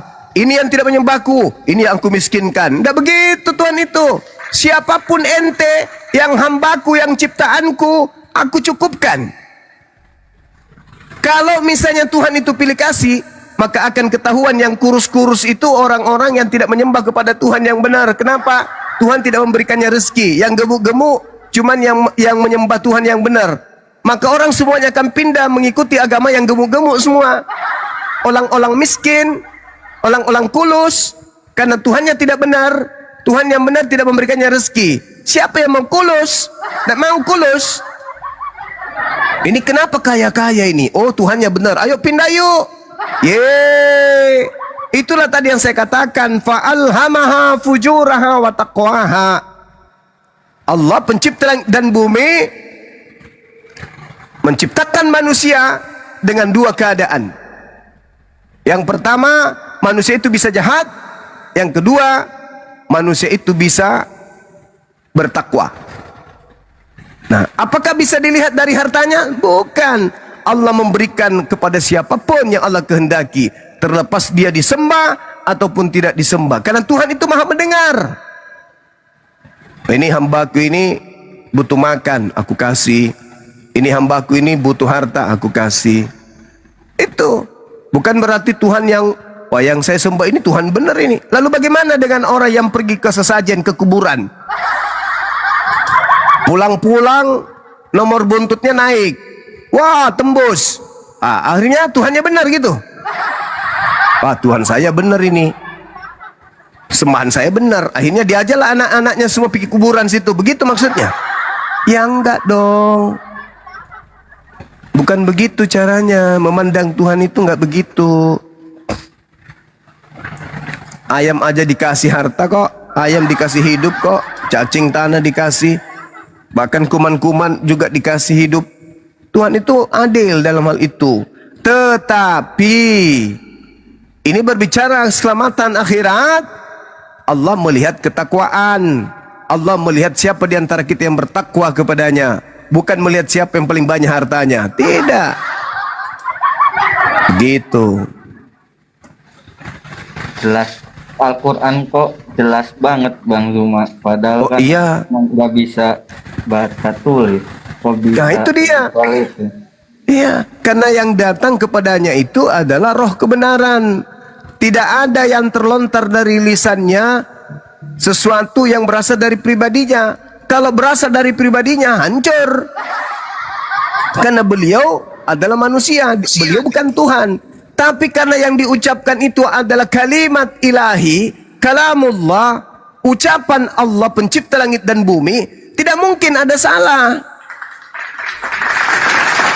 Jangan dikatakan, wah ini ucapan beliau. Tidak mungkin.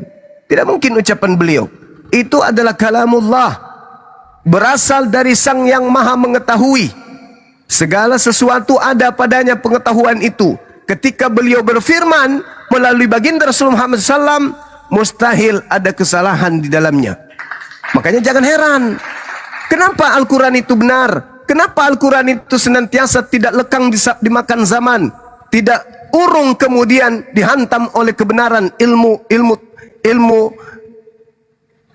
modern. Kenapa? Karena yang mewahyukan Al-Quran adalah yang maha mengetahui dari segala sesuatu yang ditemukan oleh manusia. Sehebat apapun manusia, ilmu Allah jauh lebih tinggi. Makanya Al-Quran itu tidak pernah tertinggal oleh keadaan zaman secanggih apapun. Sehebat apapun zaman manusia, Al-Quran tidak pernah ditinggal. Berbeda dengan kitabnya Anda kan ya. Di kitab Anda itu di imamat dan juga di bilangan 14 dikatakan orang yang kena panu itu dikurung 7 hari 7 malam tanpa mandi, tanpa ganti baju. Kalau imam sudah periksa, ternyata panunya belum sembuh, bagaimana solusinya? Dikurung lagi selama 7 hari, 14 hari dia dikurung. Apa yang terjadi? Bukan sembuh, malah biji mata yang hitam itu bisa tumbuh panu. Kalau begitu, bisa nggak itu dipakai zaman sekarang? Enggak. Sekarang kalau ada orang kena panu, tinggal ke belakang rumahnya Pak Bom cari pohon galingkang, gosok, sembuh. Al-Quran bisa nggak mengalami keadaan seperti kitab Anda? Nggak bisa. Nggak bisa. Kenapa? Karena Al-Quran itu adalah kalimat Allah, kalamullah, ketetapan-ketetapan dari Sang yang Maha Mengetahui, Sang pemilik ilmu pengetahuan. Gampang kok. Instruksi Bang Juma Allah di Quran itu Luar biasa Bang Juma ya. Siapa? Sebentar ya, terus sebentar. Masya Allah ya Bang Juma ini cerdas. Sabar dulu terus kan baru udah masuk. Biasalah punya adab. Itu ada tulisannya Oten naik bawa adab katanya. Gampang kok sebenarnya. Nah, jadi Bang Juma gini, maaf ya tadi begitu lugas tegas ya Bang Juma ini. Nah ada masalah gini Bang Juma. Masalahnya katanya Bang Juma ini menyesatkan katanya. Padahal yang saya tahu yang ini dari Kristen-Kristen yang lain ya 99,9% mengatakan Bang Juma ini adalah menyampaikan data. Tapi ada yang 0,1% menyesatkan. Gimana Bang Juma? Tolong tanggapi deh. Sebentar dulu ya. Ini ada pertanyaan di bawah harus dijawab. Silakan Bang Juma. Gimana Bang? Ini kan ini ada komunitas. Siapa yang kena panu siapa?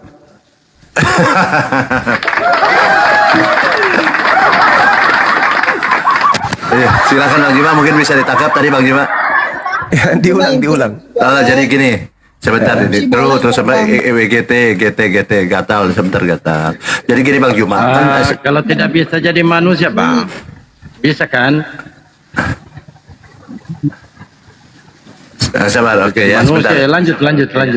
Nah, ini kan Bang Juma kadang kan dulu jadi persepsi orang terhadap Bang Juma nih atau paradigma orang kepada Bang Juma ini sudah terbalik Bang Juma. Kalau dulu nih katakan Juma itu penyesat katanya, modal congor katanya dulu nih. Tetapi hasil survei saya mengatakan sekarang 99% itu mengatakan Bang Juma ini sebenarnya orangnya benar katanya. Tegas, lugas dalam menyampaikan kebenaran. Ini terbalik. Kenapa bisa terbalik begitu Bang Juma? Karena dulu dikatakan penghujat atau adanya apapun istilahnya, tetapi sekarang terbalik bahwa Bang Juma ini dari pihak mereka ya, bukan kata Islam ya, bahwa Bang Juma ini katanya sekarang benar katanya, cerdas, cermat. Seperti itu. Kenapa jadi berbalik mereka Bang Juma? Silakan. Jadi gini, Bang Baal, ini pertanyaan bagus. Dulu mereka itu tidak membaca Bible. Mereka hanya mendengarkan kemudian khotbah. Jadi itu secara turun-temurun, jarang mereka membaca. Kenapa? Daya tarik tak ada, tidak seperti Al-Quran. Daya tariknya itu cukup kuat. Nah sekarang begitu kita tampil, hadir, tiba-tiba mereka penasaran. Jadi dulu ketika kita tampil di awal-awal mereka marah. Apa sih? So tahu, so pintar. Apa sih orang ini? So hebat gitu. Akhirnya kita tidak berhenti, tetap aja kita jalankan. Lama-lama mereka marah, kesal dan seterusnya. Akhirnya mereka mengambil Bible. Mereka cuma tidak menjepitnya lagi. Ketika mereka ibadah hanya menjepit, diketek dari rumah ke gereja, sampai di gereja mereka hanya membaca dalil yang ditunjuk. Setelah itu tidak dibaca lagi. Jarang di antara mereka yang rajin membaca. Setelah mereka baca, kaget dia kan? Kaget, ternyata yang disampaikan Bang Suma itu betul. Ternyata dia tidak mengada-ngada orang ini. Ada benar-benar yang disebutkan itu betul-betul tertulis di kitab kita rupanya. Akhirnya mereka apa? Diam. Diam sambil menyimak. Diam sambil mengintip. Diam sambil memperhatikan. Diam sambil belajar. Akhirnya yang tadinya marah, wah ini benar orang ini. Yang disampaikannya ini betul-betul tulus. Apa sih yang dia kejarnya? Kalau dibilang dia mengejar materi, kurasa enggak lah. Tapi apa yang dikejarnya? Oh ternyata memang misinya adalah untuk misi penyelamatan manusia, untuk membantu negara mencerdaskan anak bangsa. Nah itu bukti, itu keadaan sekarang. Makanya berbondong-bondong orang-orang yang memahami Bible berdasarkan atas paparan-paparan para apologet Islam yang tak ada tendensi ekonomi di sana, itu mereka cenderung mengucapkan syahadatain, baik itu melalui TikTok maupun di tempat mereka tinggal. Itu real itu. Banyak yang diskusi denganku, Bang Suma, saya yang tadinya ini Bang Suma, saya yang tadinya melawan Anda, tadinya benci kepada Anda, alhamdulillah saya sudah syahadat 6 bulan yang lalu Bang, udah syahadat 3 bulan yang lalu Bang. Kayak gitu-gitu, itu fakta, itu banyak yang kayak gitu. Banyak yang kayak gitu. Dan saya sendiri sebagai bagian daripada para apologet merasakan bahwa teman-teman kita alhamdulillah banyak yang semakin mendekat kepada Islam, bahkan sudah masuk di Islam. Begitu Bang Baal. Masya Allah. Jadi memang awalnya dari nawaitunya ya. Niatnya Bang Juma itu bukan semata-mata materi ataupun persepuluhan apapun lah istilahnya ya. Dari niat itu, jadi Bang Juma ini menyampaikan apa yang memang yang secara keilmuan seperti itu apa adanya, kan ikhlas kan ya, lillahi ta'ala seperti itu ya. Kemudian dari penjelasan, penuturan apapun yang disampaikan oleh Bang Juma memotivasi mereka-mereka yang dulunya hanya jingkrak, salto begitu saja kan, mabok-mabok, akhirnya loh. Ini orang ini penghujat nih, saya baca di Bible, ternyata betul. Baca lagi, betul. Inilah bagaimana Bang Juma ini tujuannya memang itu tadi mencerdaskan anak bangsa untuk belajar membiasakan membaca. Betul Bang Juma, luar biasa. Terus kira-kira dari sisi Bang Juma nih atau secara keimanan Bang Juma gitu, apa faedahnya? Mereka bilang ngapain lu baca-baca Bible? Ngapain? Apa nih Bang Juma dari sisi keimanannya? Silakan Bang Juma. Iya. Jadi dengan adanya keadaan ini ya, kita memberikan sesuatu pengajaran kemudian tanpa tendensi kebencian atau tendensi ingin mengolok-olok. Paling tidak tujuan kita itu adalah bagaimana orang-orang ini bisa menyadari bahwa untuk menjadi benar di hadapan Tuhan itu kita harus berakal sehat. Contoh pertanyaan saudara kita tadi kan, pertanyaan saudara Aldaus, kenapa Al-Quran itu yang membacanya itu menghantarkan orang paham Al-Quran itu kok serba tahu gitu. Nah, sedangkan di dalam Bible kata beliau tertulis tapi tidak dipraktekkan, tertulis tetapi tidak memberikan sebuah keadaan di mana pemegang kitab itu tidak kemudian mempraktekkan apa yang tertulis di dalam. Saya jawab, Al-Quran itu wahyu dari pencipta langit dan bumi, tidak mungkin terdapat kesalahan di dalamnya, dan itu tidak akan pernah bisa tergerus oleh perkembangan ilmu pengetahuan. Berbeda dengan Bible. Contoh misalnya yang tadi saya katakan penyakit panu di Imamat 13. Dikatakan di Imamat 13 itu bila ada orang yang kemudian mengalami bintik putih, maka dia harus dikurung selama 7 hari lamanya. Jikalau dikatakan begini, apabila kulit seseorang ada lecur karena api atau daging liar yang timbul padanya menjadi panu yang keputih, kemerah-merahan atau putih saja, maka imam harus memeriksa panu itu.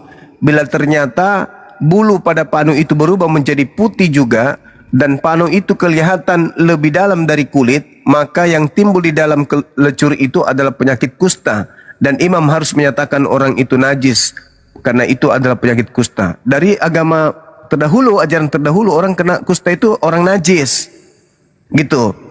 Namun apabila kulit seorang ada lecur dan seterusnya, maka imam harus memeriksa panu itu. Kalau dia ternyata benar-benar panu katanya, maka dia harus dikurung selama 7 hari lamanya. Pada hari yang ke-7, imam harus memeriksa lagi dia. Jikalau panunya itu memang meluas pada kulit, maka harus imam menyatakan orang kena panu ini adalah najis. Tetapi jikalau panu itu masih tetap dan tidak meluas pada kulit, malahan pudar, maka itulah bengkak lecur, dan imam harus menyatakan dia tahir, sebab itu hanya bekas lecur. Ini banyak sekali kemudian pengobatan-pengobatan yang sudah tidak bisa dipakai. Kalau penyakit panu harus dikurung 7 hari lah, segala macam lah. Itu sudah tidak cocok lagi dipakai saat sekarang. Begitu saudaraku. Jadi ya itulah keadaannya, bahwa kita menyampaikan sesuatu yang betul, bukan menyesatkan orang, tapi menyatakan kebenaran. Meskipun kita beda keyakinan, tapi kita jujur menyampaikan apa adanya. Berbeda dengan mereka, mereka menyampaikan sesuatu tidak berdasar terhadap yang seharusnya muncul di dalam kitab mereka. Saya kira begitu. Ini data valid Bang Juma tadi ya? Juma. Silakan aja. Kalau Bang Juma kan menyampaikan kebenaran, mencerdaskan anak bangsa. Kenapa cuma dari kalangan Kristen saja Bang Juma menyampaikan kebenarannya? Ya, jadi alasannya jelas Bang. Karena agama Kristen itu adalah agama syiar. Apa itu agama syiar? Mereka memiliki amanat agung, ajakan kemudian untuk menjadi Kristen. Ya, pergilah ke seluruh dunia, jadikanlah seluruh bangsa menjadi pengikutku. Nah, agama Kristen itu gencar mengajak orang Islam untuk masuk Kristen. Buddha tidak, Hindu tidak, Yudaism tidak, ateis tidak, hanya Kristen. Dan bukan hanya gencar melakukan ajakan orang masuk Kristen, tidak. Dengan cara apapun mereka lakukan agar orang itu bisa masuk ke agama Kristen. Berpura-pura jadi Islam, berpura-pura jadi penganut agama lain, itu mereka lakukan. Karena memang sudah diperintahkan. Filipi 1 nomor 18 disuruh kemudian untuk mengelabui demi untuk mengajak orang lain itu masuk ke dalam agama saudara. Itu mengenai Kristus, baik disampaikan dengan maksud palsu, dengan maksud berpura-pura, dengan maksud mengelabui, aku Paulus tetap bersukacita. Itu jadikanlah seluruh bangsa menjadi murid. Pergilah ke seluruh bangsa, baptislah mereka dalam nama Bapa, Anak dan Roh. Barang siapa percaya dibaptis, yang tidak dipercaya akan dihukum. Itu perintah. Maka yang terjadi ya harus kami membantah agama ini. Jangan dibiarkan begitu saja. Harus kita bantah. tujuan bantahannya adalah itu tadi, untuk menyadarkan bahwa kamu sedang mengajak orang ke neraka, bukan mengajak orang ke surga. Dengan cara apa? Kita buktikan dalil-dalilnya. Dari Al-Quran ada, dari Bible juga ada. Seperti itu adanya, Bung. Saya kira begitu. Sementara di tempat saya sudah mau ibadah asar. Mudah-mudahan apa yang saya sampaikan itu bisa bermanfaat kepada sahabat-sahabat sekalian. Kalau ada kekurangan, mohon dimaafkan. Jadi kalau ada yang kena penyakit panu, tidak ada uang untuk berobat, coba Anda perhatikan Imamat 13, nomor 23 sampai seterusnya sampai nomor 28. Mudah-mudahan setelah Anda mengurung diri Anda dalam peti, tanpa mandi, tanpa ganti baju selama 7 hari, panu Anda bisa sembuh. Selamat mencoba ya. Baik teman-teman, silakan dilanjut. Bang Juma, pertanyaan terakhir. Kenapa ibadah umat Islam itu dipanggil, Bang Juma? Nah, kenapa ibadah umat Islam itu dipanggil? Jadi di Islam itu memang perintahnya, wal takum minkum ummatu yad'una ilal khair wa ya'muruna bil ma'ruf wa yanhauna 'anil munkar. Jadi Islam itu diperintahkan sekelompok dari manusia di atas muka bumi ini yang berfungsi untuk mengajak orang kemudian apa? Menuju kepada kebaikan, menuju kepada yang ma'ruf, menuju kepada keselamatan. Panggilan azan untuk ibadah itu panggilan manusia untuk selamat, agar manusia itu tidak lupa akan Tuhannya. Kenapa? Semakin canggih hidup di bumi ini, semakin pengaruh hidup dunia itu semakin nikmat, semakin indah. Coba lihat, saya sekarang usianya kepala 4. Dulu belum ada HP. Masih kita melihat anak-anak berbondong-bondong ketika azan itu berlomba-lomba ke masjid, kejar-kejaran mereka sampai ke masjid bercanda dan seterusnya. Zaman sekarang sudah ada HP. Mereka sulit untuk diperingatkan untuk menuju kepada Allah. 50 tahun ke depan, kalau tradisi Islam itu dihilangkan, maka hancur dunia ini. Makanya semakin dunia canggih, semakin Islam memudar, semakin menuju kepada kebinasaan alam semesta. Kenapa harus ada panggilan? Contoh, Anda ingin berangkat ke Makassar. Tiket Anda hari Senin pukul 9 pagi. Anda sudah pegang tiketnya, tertulis hari Senin pukul 9 pagi. Anda berangkat kemudian ke terminal, ke bandara. Anda masih dipanggil kan? Pengumuman disampaikan kepada penumpang dengan plat kendaraan DD777. Sebentar lagi mau berangkat, naik Miki. Diingatkan bukan? Dengan kendaraan plat DD778 of A. Sudah mau Mi berangkat, siap-siap Miki berangkat. Jangan Miki dulu kencing, mau Mi naik. Naik Miki sekarang. Udah diingatkan, padahal sudah ada tertulis, sudah dipegang kemudian tiketnya, tahu jamnya, tahu nomor pesawatnya, tahu kapan dia duduk, kapan dia nomor berapa kursinya, masih tetap diumumkan, masih tetap dipanggil. Kenapa? Karena pada dasarnya manusia itu kadang lalai. Keasikan main game. Dia lihat jam, berangkatnya jam 9, begitu lihat jam baru jam 8. Dia lihat sekelilingnya kok jadi gelap. Ternyata tadinya pesawatnya jam 9 pagi, di jam tangan baru jam 8. Tapi karena keasikan dia lalai, lihat sana sini, setelah dia simpan HP, ternyata sudah jam 8 malam. Tinggal pesawat. Itu yang dimaksud kenapa harus dipanggil, diingatkan, saling mengingatkan. Itu karena kalau tidak ada yang mengingatkan, manusia akan semakin cinta kepada dunia. Kenapa? Dunia daya tariknya itu melebihi dari magnet. Dan semua fasilitas di dunia itu semakin hari semakin canggih, semakin memanjakan kita. Semakin memanjakan jasad kita ini. Semakin memanjakan syahwat kita ini. Semakin memanjakan. Maka apa yang terjadi? Orang semakin jauh dari Tuhannya. Ketika orang semakin jauh dari Tuhannya, semua masuk ke neraka. Maka Islam datang sebagai jalan keselamatan. Maka ada panggilannya setiap saat. Allahu Akbar, Allahu Akbar. Allahu Akbar, Allahu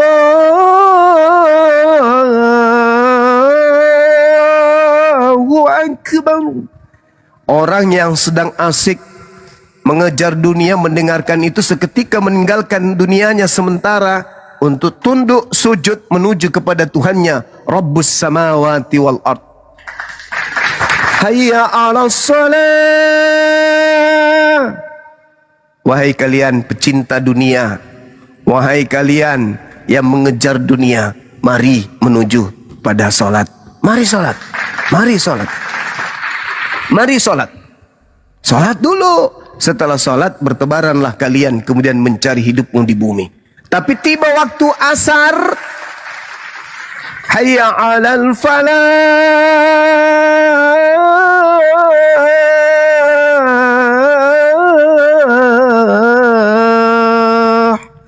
Mari menuju kepada kemenangan. Jangan terikat, jangan tergadai dengan kemenangan semu, kebahagiaan sementara. Tanggalkan itu dulu. Mari menuju kepada Tuhanmu, menuju kepada kemenangan yang hakiki. Allahu Akbar, Allahu Akbar. La ilaha illallah. Tidak ada yang besar di bumi ini yang kau kejar. Harta sifatnya sementara, wanita sementara. Yang besar itu Allah. Yuk, mari sholat. Sujud, sujud kepada penciptamu. Itu di Islam. Itu di Islam. Jadi, penggenapan nubuatan Yesaya 66 nomor 23. Sabat berganti sabat, bulan berganti bulan. Akan tetapi seluruh manusia akan datang sujud beribadah kepada aku. Sujud, bukan jingkrak, bukan salto. Sujud. Dan hanya dipraktikkan oleh dinul Islam. Mulai dari Saban sampai Maroke, dari timur sampai barat, selatan, utara, semuanya sujud menyembah kepada pencipta langit dan bumi. Yesaya 66 nomor 23. Yesaya 66 bab yang sama, nomor 17, nomor 8. Aku Tuhan akan datang membakar seluruh manusia yang memakan babi dan juga makan balau tikus. Jadi dua tergenapi. Orang Kristen makan babi, ancamannya dibakar api neraka. Orang Islam sujud beribadah, tunduk kepada Tuhannya, diganjar dengan jannah surga. Dua tergenapi di situ. Yang makan babi Kristen, yang sujud menyembah Islam. Siapa yang diselamatkan dan siapa yang dibakar api? Jelas, yang diselamatkan yang sujud, dan yang dibakar api adalah pemakan babi. Sekarang saya mau tanya kepada saudara, apakah Anda masuk dalam golongan pemakan babi atau golongan sujud? Makan babi. Siap-siap bulu anusmu dibakar oleh Allah. Insyaallah. Saya kira begitu teman, saya ibadah dulu. Saya juga ada kegiatan ini, teman-teman, saya mau bergerak ke gunung, persiapan kumpulan Persatuan Profesor Universitas Hasanuddin. Ada rencana tanggal 26 untuk mengadakan kegiatan di wisata Rumah Hobbit Bolangi. Kebetulan saya sendiri diminta untuk memberikan materi, salah satu narasumber memberikan materi, dan saya harus ke Gunung Dulu. Materinya tentang Oten bukan Bang Juma di sana? Kebetulan ketua kegiatan itu adalah seorang mu'alaf dari Manado. Beliau minta untuk dikuatkan akidahnya terkait pembeda antara hamba Tuhan dan hamba setan. Nah itu. Masya Allah. Tapi Bang Juma, boleh sedikit Bang Juma, ya tidak lebih dari 2 menit gitu Bang Juma. Siap. Ini pertanyaan ini kan ada Ustaz Tata sebenarnya guru dan saya juga gitu ya. Iya, gitu ya. Iya, guru kita. Tapi cuman kita kan hanya aman aja ada pertanyaan ini Bang Juma dari Oten kan. Oten kan botol Oten bertanya, kadang-kadang tidak tahu apa yang ditanya. Nah Bang Juma nih, di dalam Al-Quran, kalau tidak salah ini ada sekitar 25 ayat yang mengatakan tentang menyebutkan nama Yesus atau Isa alaihissalam lah ya, dikatakan Isa alaihissalam 25 kali dan Nabi Muhammad kurang lebih hanya 4 kali gitu kan. Iya. Kenapa kalau memang kalau itu kenapa nggak Nabi Muhammad lebih banyak gitu loh? Seharusnya dia yang promosikan diri lah istilahnya. Begitu Bang Jumat. Silakan Bang Jumat. Terima kasih. Iya. Sama seperti kitab tetangga, akulah yang harus kamu puji. Akulah yang harus kamu teladani. Nabi Muhammad tidak mengunggulkan dirinya. Nabi Muhammad menyampaikan apa yang menjadi titah dari langit kepada dirinya. Andai saja Islam itu karangan beliau, maka kitab Al-Quran itu akan penuh dengan keluarganya. Diceritakanlah ibunya, diceritakanlah ayahnya, anak-anaknya. Jangankan anak-anaknya, ibu kandung yang melahirkannya aja tak ada. Andai saja Al-Quran itu karangan beliau, maka Al-Quran akan disetting sesuai dengan keinginannya. Andai saja Al-Quran itu adalah karangan beliau, maka dia akan mengangkat derajat sukunya setinggi-tingginya dan merendahkan suku yang lain. Tapi apa kata beliau ketika diutus oleh Allah? Dia menyatakan, aku diutus kepada seluruh umat manusia. Ya ayuhan nas, wahai seluruh umat manusia, inni rasulullahi ilaikum jami'a. Aku ini adalah utusan Allah kepada kalian seluruhnya. Dan andai saja Nabi Muhammad itu datang hanya memandang suku, memandang keluarga, mementingkan kepribadiannya, maka mayatnya pun minta oleh beliau untuk dikuburkan di tengah-tengah ahlinya, ahli warisnya, ahlul bait, anak-anaknya, di tengah istrinya. Tapi apa kata beliau? Makamkan aku di tengah sahabat-sahabatku. Kenapa? Karena Islam datang melalui sahabat-sahabatku yang mengajar ke seluruh penjuru bumi. Beliaulah yang melanjutkan tongkat estafet kenabian, risalah kenabianku maksudnya. Jadi Nabi Muhammad itu tidak gila sanjungan, tidak gila keadaan. Wah, aku kan mengajarkan kebenaran. Ini kan kebenaran dan akan diterima oleh separuh bahkan lebih dari penduduk bumi. Kenapa saya tidak mengangkat ibu saya, mengangkat bangsa saya? Kenapa saya tidak mengangkat kemudian orang-orang sedekat di sekeliling saya? Malah saya mengatakan, ya ayyuhalladzina amanu, ya ayyuhan nas. Sibuk kali aku. Ngapain pula Nabi Isa? Aku nggak kenal. Orang dari seberang kok ngapain dia juga masuk di dalam buku-buku kitabku ini? Ngapain? Tetapi karena beliau manusia mulia yang jauh dari dusta, jauh dari kemunafikan, jauh bersih dari sifat-sifat tercela, maka apa yang didengarkan dari Allah itulah yang disampaikan. Terlepas nanti ke depannya ada kesalahan, semua diserahkan kepada Allah. Ada kebenaran, semua diserahkan kepada Allah. Dia mengucapkan kalimat tanpa penelitian, tanpa penyelidikan, tanpa uraian, kemudian rapat, kemudian konsili, kemudian mengadakan muhtamar untuk menentukan sebuah keadaan. Tidak, seketika datang kepadanya bisikan. Apa yang dikatakan oleh roh kebenaran kepadanya, roh kudus kepadanya, itu yang disampaikan. Silakan Anda menerima, teliti, kaji, tafsirkan, lihat, uraikan isinya. Kalau Anda menemukan kebenaran, silakan Anda beriman. Tapi kalau Anda mengatakan itu ada kesalahan, silakan Anda tolak. Tapi apakah itu berlaku? Tidak. Nabi Muhammad SAW menyampaikan apa yang ingin Allah sampaikan kepada seluruh umat manusia. Apa intinya? Kenapa Nabi Isa alaihissalam lebih banyak disebutkan? Karena separuh dari penduduk bumi akan mengagungkan kemudian Nabi Isa alaihissalam dengan melantiknya sebagai pencipta langit dan bumi yang nusul menjadi manusia. Maka ini lebih penting daripada membahas Nabi Muhammad dalam Quran. Toh Nabi Muhammad sejarah hidupnya lengkap di kitab Sirah Nabawiyah. Kemudian Nabi Muhammad juga tidak memiliki kesalahan-kesalahan yang dilakukan kemudian oleh kaumnya terhadap dirinya secara berlebihan. Nabi Muhammad menyampaikan kemudian kepada umat Islam sesuai dengan apa yang dipesankan, apa yang diwahyukan kepadanya. Jadi dia tidak mengunggulkan sukunya, bangsanya, dia tidak mengunggulkan dirinya, keluarganya, enggak. Dia menyampaikan apa adanya. Karena Islam itu diwahyukan untuk seluruh umat manusia, maka Islam misinya meluruskan, membersihkan para nabi dari olok-olokan umat terdahulu, meluruskan ajaran Tuhan, ajaran Allah yang dibengkokkan oleh umat terdahulu, dan itulah yang menjadi misi baginda Rasulullah Muhammad SAW. Ya ahlal kitab, qad ja'akum rasuluna yubayyinu lakum katsiran mimma, dan seterusnya dikatakan oleh Al-Quran. Wahai ahli kitab, yang dulu kamu adalah bangsa pilihanku, yang dulu aku bersama dengan kalian, yang dulu aku jadikan kalian mulia di zamannya, yang dulu aku utus para nabi pada zamannya, yang aku utus wahyu kepada kalian pada zamannya. Sekarang telah datang kepada kalian Rasulku, baginda Rasulullah Muhammad SAW. Ikutlah kepada beliau jikalau kalian ingin selamat. Titik.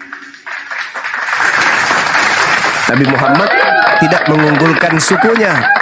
Nabi Muhammad tidak mengkultuskan kemudian keluarganya. Tidak. Nabi Muhammad lebih mengedepankan umatnya. Makanya detik setelah beliau ingin pindah alam, beliau kemudian tidak mengatakan anakku, anakku, istriku, cucuku. Enggak. Tapi yang disebut adalah ummati, ummati, umatku, umatku, umatku. Siapa itu? Bang Baal yang dipanggil oleh beliau. Yang dipanggil adalah Bang Dalbo. Yang dipanggil adalah Mahadewa. Yang dipanggil adalah Bunda Mila, Dinda Tahta, Bang Suma yang dipanggil. Padahal beliau tidak mengenal kita. Tapi beliau sejenak dia, ya Rab, umatku, umatku ya Rab, umatku ya Rab, selamatkan umatku ya Rab, selamatkan umatku ya Rab. Sementara di sebelah katanya Tuhan, Tuhan, Tuhanku, mengapa kau meninggalkan aku? Pret, langsung mati. Maka matilah dia. Engkau ada Tuhan berteriak demi untuk kepentingan pribadinya. Dia tidak pikirkan orang banyak yang dia datang untuk itu. Nabi Muhammad mementingkan orang banyak yang dia diutus untuk itu. Seorang nabi mengingat misinya adalah menyelamatkan manusia, maka sejenak dia sebelum terangkat ke langit, beliau kemudian minta kepada Allah untuk supaya umatnya diperhatikan. Ummati, ummati, ummati, ummati, ummati. Tapi yang satu beda, katanya Tuhan. Tuhanku, Tuhanku, mengapa kau meninggalkan aku? Tuhan kau minta. Kenapa Tuhan meninggalkan dirinya? Bukannya memperhatikan manusia-manusia yang untuk dia diutus, malah memperhatikan dirinya sendiri. Nabi Muhammad, dari dia jadi nabi sampai kiamat, umatnya semuanya diperhatikan. Makanya dikatakan, jangan kau merubah Al-Quran. Kenapa? Karena setelah kamu masih ada umatku yang akan datang kemudian, dan Al-Quran ini harus menjadi senjata baginya. Begitu saudaraku. Jadi perbedaannya, Nabi Muhammad itu diutus oleh Allah untuk seluruh umat manusia. Bukan untuk keluarganya doang, bukan untuk sukunya doang, bukan untuk bangsanya doang, sehingga dia mengunggulkan sukunya, bangsanya, keluarganya enggak. Beliau diutus untuk seluruh umat manusia. Karena yang satu ini sebelum beliau dipelintir ajarannya, diajarkan sebagai dewa yang turun ke bumi, maka dia yang harus fokus untuk dibersihkan namanya. Karena ini sangat merusak. Nabi Muhammad tak ada kemudian yang menuhankan dia, tak ada. Yang penting ini, yang satu ini dituhankan oleh umat manusia dan didukung oleh makhluk-makhluk gaib untuk agar menggiring keturunan Adam menyembah kepada Nabi tersebut. Maka Nabi Muhammad fokusnya ke situ. Lebih banyak menyebutkan nama beliau daripada nama beliau sendiri.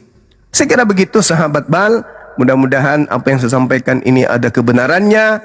Dan jika ada kesalahan itu berasal dari saya sendiri sebagai manusia biasa. Dan kebenaran itu datangnya dari Allah. Semoga kita semua mendapatkan hidayah berkah dalam hidup. Subhanakallahumma bihamdi. Asyhadu an la ilaha illa anta astaghfiruka wa atubu ilaik. Salam tauhid, salam satu Tuhan. Jayalah Islam kita, jayalah Indonesia kita. Selamat menjelang hari mu'alaf sedunia. Demikian. Masya Allah. Ya itu Masya Allah ya Gurunda kita nih ya, yang sangat besar sekali ya Gurunda ya, sangat amat besar ini. Merinding ketika saya mendengar gitu ya, bahwa Kami dulu. Assalamualaikum Gurunda semuanya. Saya akan lanjut Bang. Waalaikumsalam warahmatullahi wabarakatuh ya Dinda. Saya siap-siap asar sini ya. Lanjut. Masya Allah ya Gurunda ini begitu tegas, lugas, sederhana sekali penyampaiannya. Kenapa banyak yang mualaf? Karena memang dalam menyampaikan sesuatu ini tidak bertele-tele, tidak muter-muter. Kalau ya teman-teman Oten kan pelongo muter sana muter sini gitu kan ya. Kembali ke Yohanes 1, pada mulanya, lama-lama tersesat di Roma, kan begitu.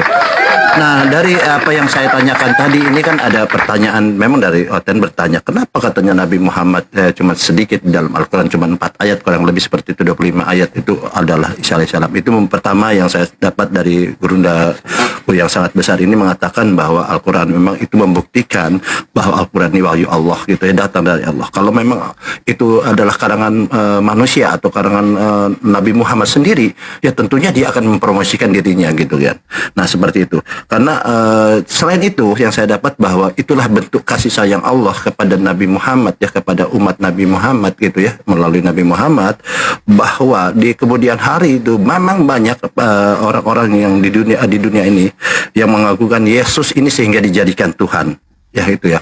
Kemudian selain itu Nabi Muhammad ini ketika akan meninggal waktu itu wafatnya, itu selalu pada saat itu memanggil umati, artinya memikirkan, peduli kepada umat manusia gitu kan.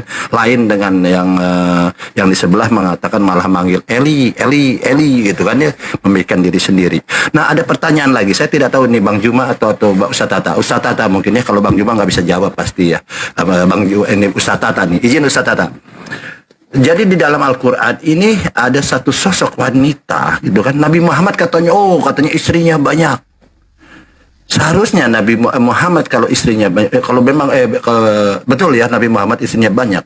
Tetapi di dalam Al-Quran kenapa tidak dimasukkan istrinya? Mungkin salah satu istri dimasukkan yang mulia atau yang bagaimanapun. Tetapi ternyata bahwa di Al-Quran ini adalah seperti kalau di Al-Imran 42 dikatakan, ingatlah ketika malaikat Jibril berkata, wahai Maryam, sesungguhnya Allah telah memilih dan mensucikan kamu dan melebihkan kamu di atas seluruh perempuan di semesta alam ini.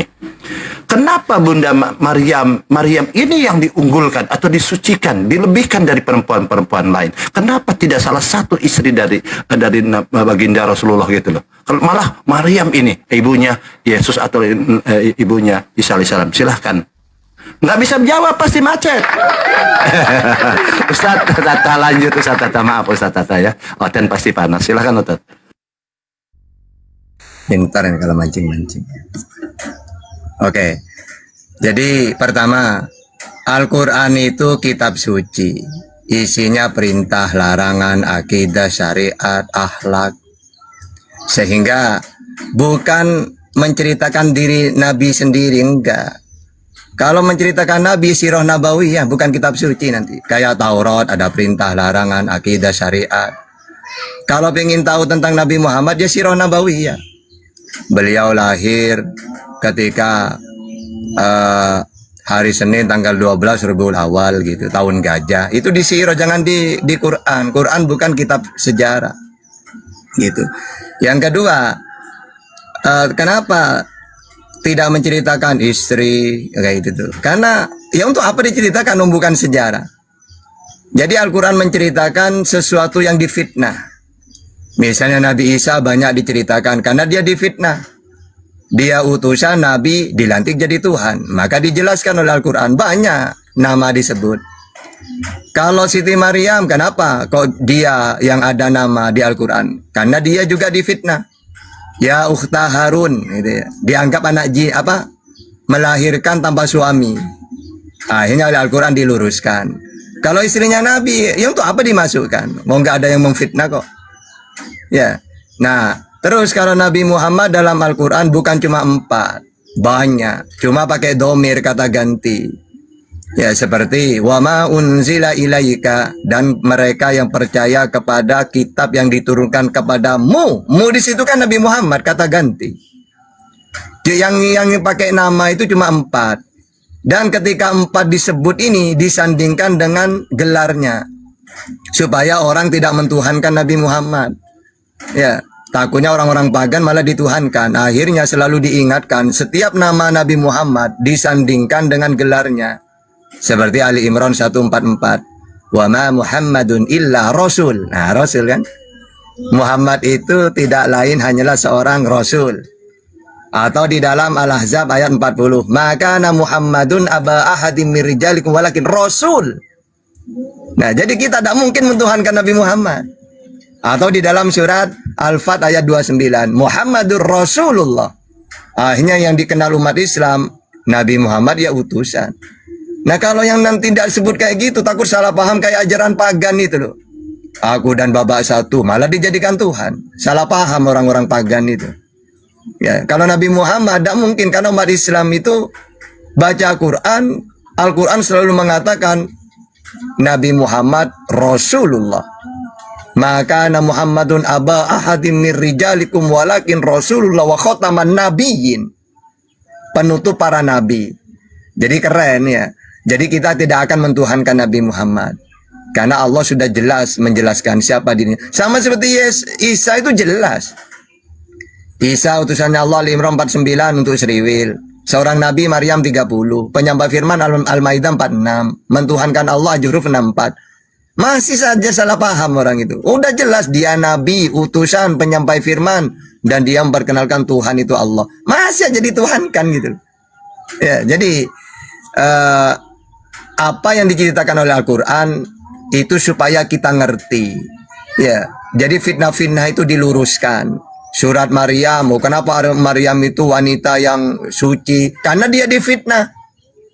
Ini Maryam itu orang soleha kok melahirkan tanpa suami.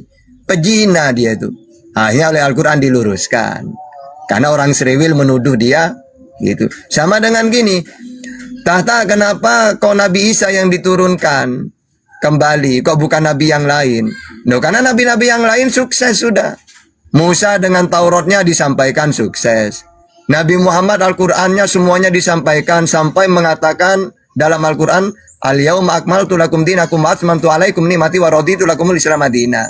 Sempurna sudah Islam itu, Al-Qur'an itu. Beda dengan Yesus, masih banyak yang ingin aku sampaikan. Ya udahlah Yesus, kamu saya angkat saja. Nanti kamu tak turunkan lagi, tak kasih tugas lain untuk membun-bun Dajjal. Karena dia gagal. Ibaratkan gini, saya kalau menceritakan gini. Saya seorang API oleh Bang Juma diutus ke Papua. Berhasil saya. Tugas selesai. Bang Baal diutus ke Jawa. Berhasil. Bang Dalbo ke Kalimantan malah ditolak. Ya, ditolak dia mau disumpit apalah terserah. Ya. Akhirnya Bang Juma mengatakan, "Hei orang Kalimantan, kenapa kamu menolak Bang Dalbo Kalimantan kan ya? Padahal dia juga utusanku seperti Tahta, seperti Baal." Lalu orang mengatakan, "Bang Juma kenapa cuma nyebut Bang Dalbo? Kenapa bukan Tahta, bukan Bang Baal?" Karena keduanya sukses sudah. Karena Bang Dalbo ini ditolak, akhirnya dia yang dikasih, yang disebut lagi, yang diluruskan. Untuk meluruskan orang Kalimantan. Kenapa kamu menolak Bang Dalbo? Padahal dia sama seperti Tahta yang aku utus. Ya, jadi dipuji sama Bang Juma, Bang Dalbo ini. Dalbo ini, dia orang baik, makanya saya utus dia. Kalian malah nuduh sembarangan, malah ditolak mau dibun-bun, gitu. Nah, Bang Juma memuji itu karena dia ditolak oleh orang Kalimantan. Untuk apa saya mau disebut lagi oleh Bang Juma? Wong tugas saya selesai. Bang Baal selesai. Ya kayak gitu Al-Quran itu, ya. Oke. Sama aja nih Bang Juma dengan Ustaz Tata ini sama gitu ya. Kok kalau menjawab ini sederhana gitu ya, tegas, memang berdata dan segala macam. Saya juga heran gini. Yang jadi heran gini ya, ketika Bang Juma tadi penuturannya jelas juga seperti datang lagi ini sosok seorang ini ya, nggak tahu roh kebenaran dari mana nih, namanya Ustaz Tahta, kan saya tidak tahu nih ya, maaf saya juga tidak kenal, maaf saya tidak ada settingan di sini. Pertama saya tidak kenal dan tidak pernah melihat juga gitu kan, tetapi dari apa yang disampaikan begitu lugas juga. Yang jadi masalah gini Ustaz Tahta, bukan masalah sebenarnya, ini jadi minta penjelasan, minta klarifikasi gitu ya. Kalau teman-teman Kristen mau buka komal ya, komal mereka buka komal, nah di sana sudah disiapkan pertanyaan-pertanyaan kepada apa yang akan masuk, seperti saya Muslim. Nah, 8 orang bikin pertanyaan, ngeroyok saya kan begitu ya, ngeroyok gitu. Tetapi saya heran gitu ya, Ustaz Tata ini saya salah satu debatan Muslim yang saya memang kadang-kadang tidak suka gitu dengan gayanya. Dia sombong, menurut saya ya, maaf ya, sombong gitu. Karena kalau membuka koma seperti begini, Ustaz Tata selalu mengatakan, kamu tidak usah kalau tidak perlu debat lah. Tidak perlu diskusi. Kamu seumur hidup kamu bertanya terus. Sombong saya bilang. Ah, ini bilang, wah, sombong sekali gitu loh. Yang jadi masalah buat saya sih, kenapa umat Islam seperti ya Ustadz Alif, Ustadz Tata, Bang Juma dan lain-lain ini begitu percaya diri dengan Islam, terutama dengan Islam, sehingga mau ditanya, kenapa Bang? Lain dengan yang sebelah ini, jangankan ditanya, mereka buat pertanyaan aja pelongo. Contoh dia kalau membuat pertanyaan, siapa nama Allah Tuhanmu katanya. Betul dia bilang.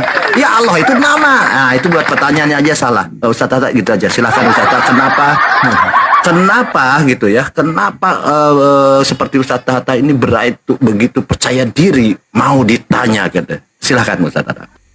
Surat Al-Fat 28. Bismillahirrahmanirrahim. Huwallazi arsala rasulahu bil huda wa dinil haq liyudhhirahu 'ala dini kulli wa kafa billahi syahida. Dialah yang mengutus rasulnya dengan membawa petunjuk dan agama yang benar agar dimenangkannya terhadap semua agama. Pede kita kan? Dimenangkan kita. Ya, makanya kita pede, Bang Juma pede karena yakin benar agamanya. Ya, sehingga dengan ayat ini agar dimenangkannya terhadap semua agama. Pede kita. Yang kedua, kita ini ditinggal Rasulullah kan sempurna. Al-yauma akmaltu lakum dinakum wa atmamtu alaikum ni'mati wa raditu lakumul Islam madina. Hari ini telah sempurna agama ini. Wahai umatku, tenang. Kalian ditanya apapun ada jawabannya. Karena aku meninggalkan kalian, agama ini sudah benar, ajaran sudah aku sampaikan semuanya. Gitu. Akhirnya kita pede umatnya. Beda dengan mereka. Kalau mereka kan gini, jangan debat dengan muslim ya, karena masih banyak yang ingin aku sampaikan, tapi kamu belum dapat menanggungnya. Nah, beda kan? Gimana? Kan masuk akal. Mantap. Terima kasih Ustaz Tata ya. Mungkin kalau yang lain ada yang bertanya gitu, silahkan Bang Tri atau yang lain. Nanti saya monolog lagi, saya kan nggak enak gitu kan.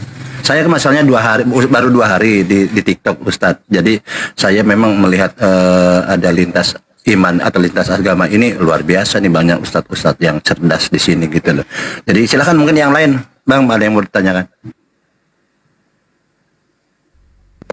Dewa sih cuma izin pamit aja ya. Mana lu anjir ya kan hujan besar. Izin pamit Dewa. Dari Dewa begini saja ya. Jangan biasakan dirimu bergantung pada orang lain. Apalagi bergantung di pohon sambil makan pisang. Nah, jangan itu. Takutnya disangka, oh nyet.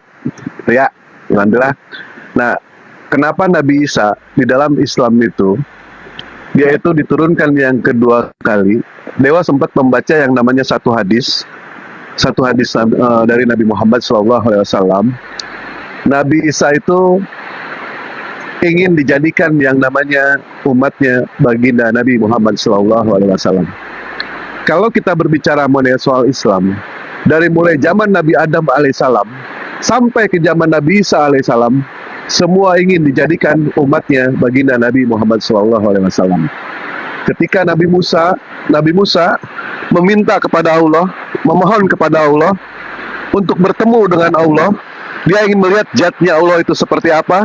Allah mengatakan kepada Nabi Musa, ya Musa, sesungguhnya antara aku dan hamba-hambaku dipisahkan oleh 70.000 hijab.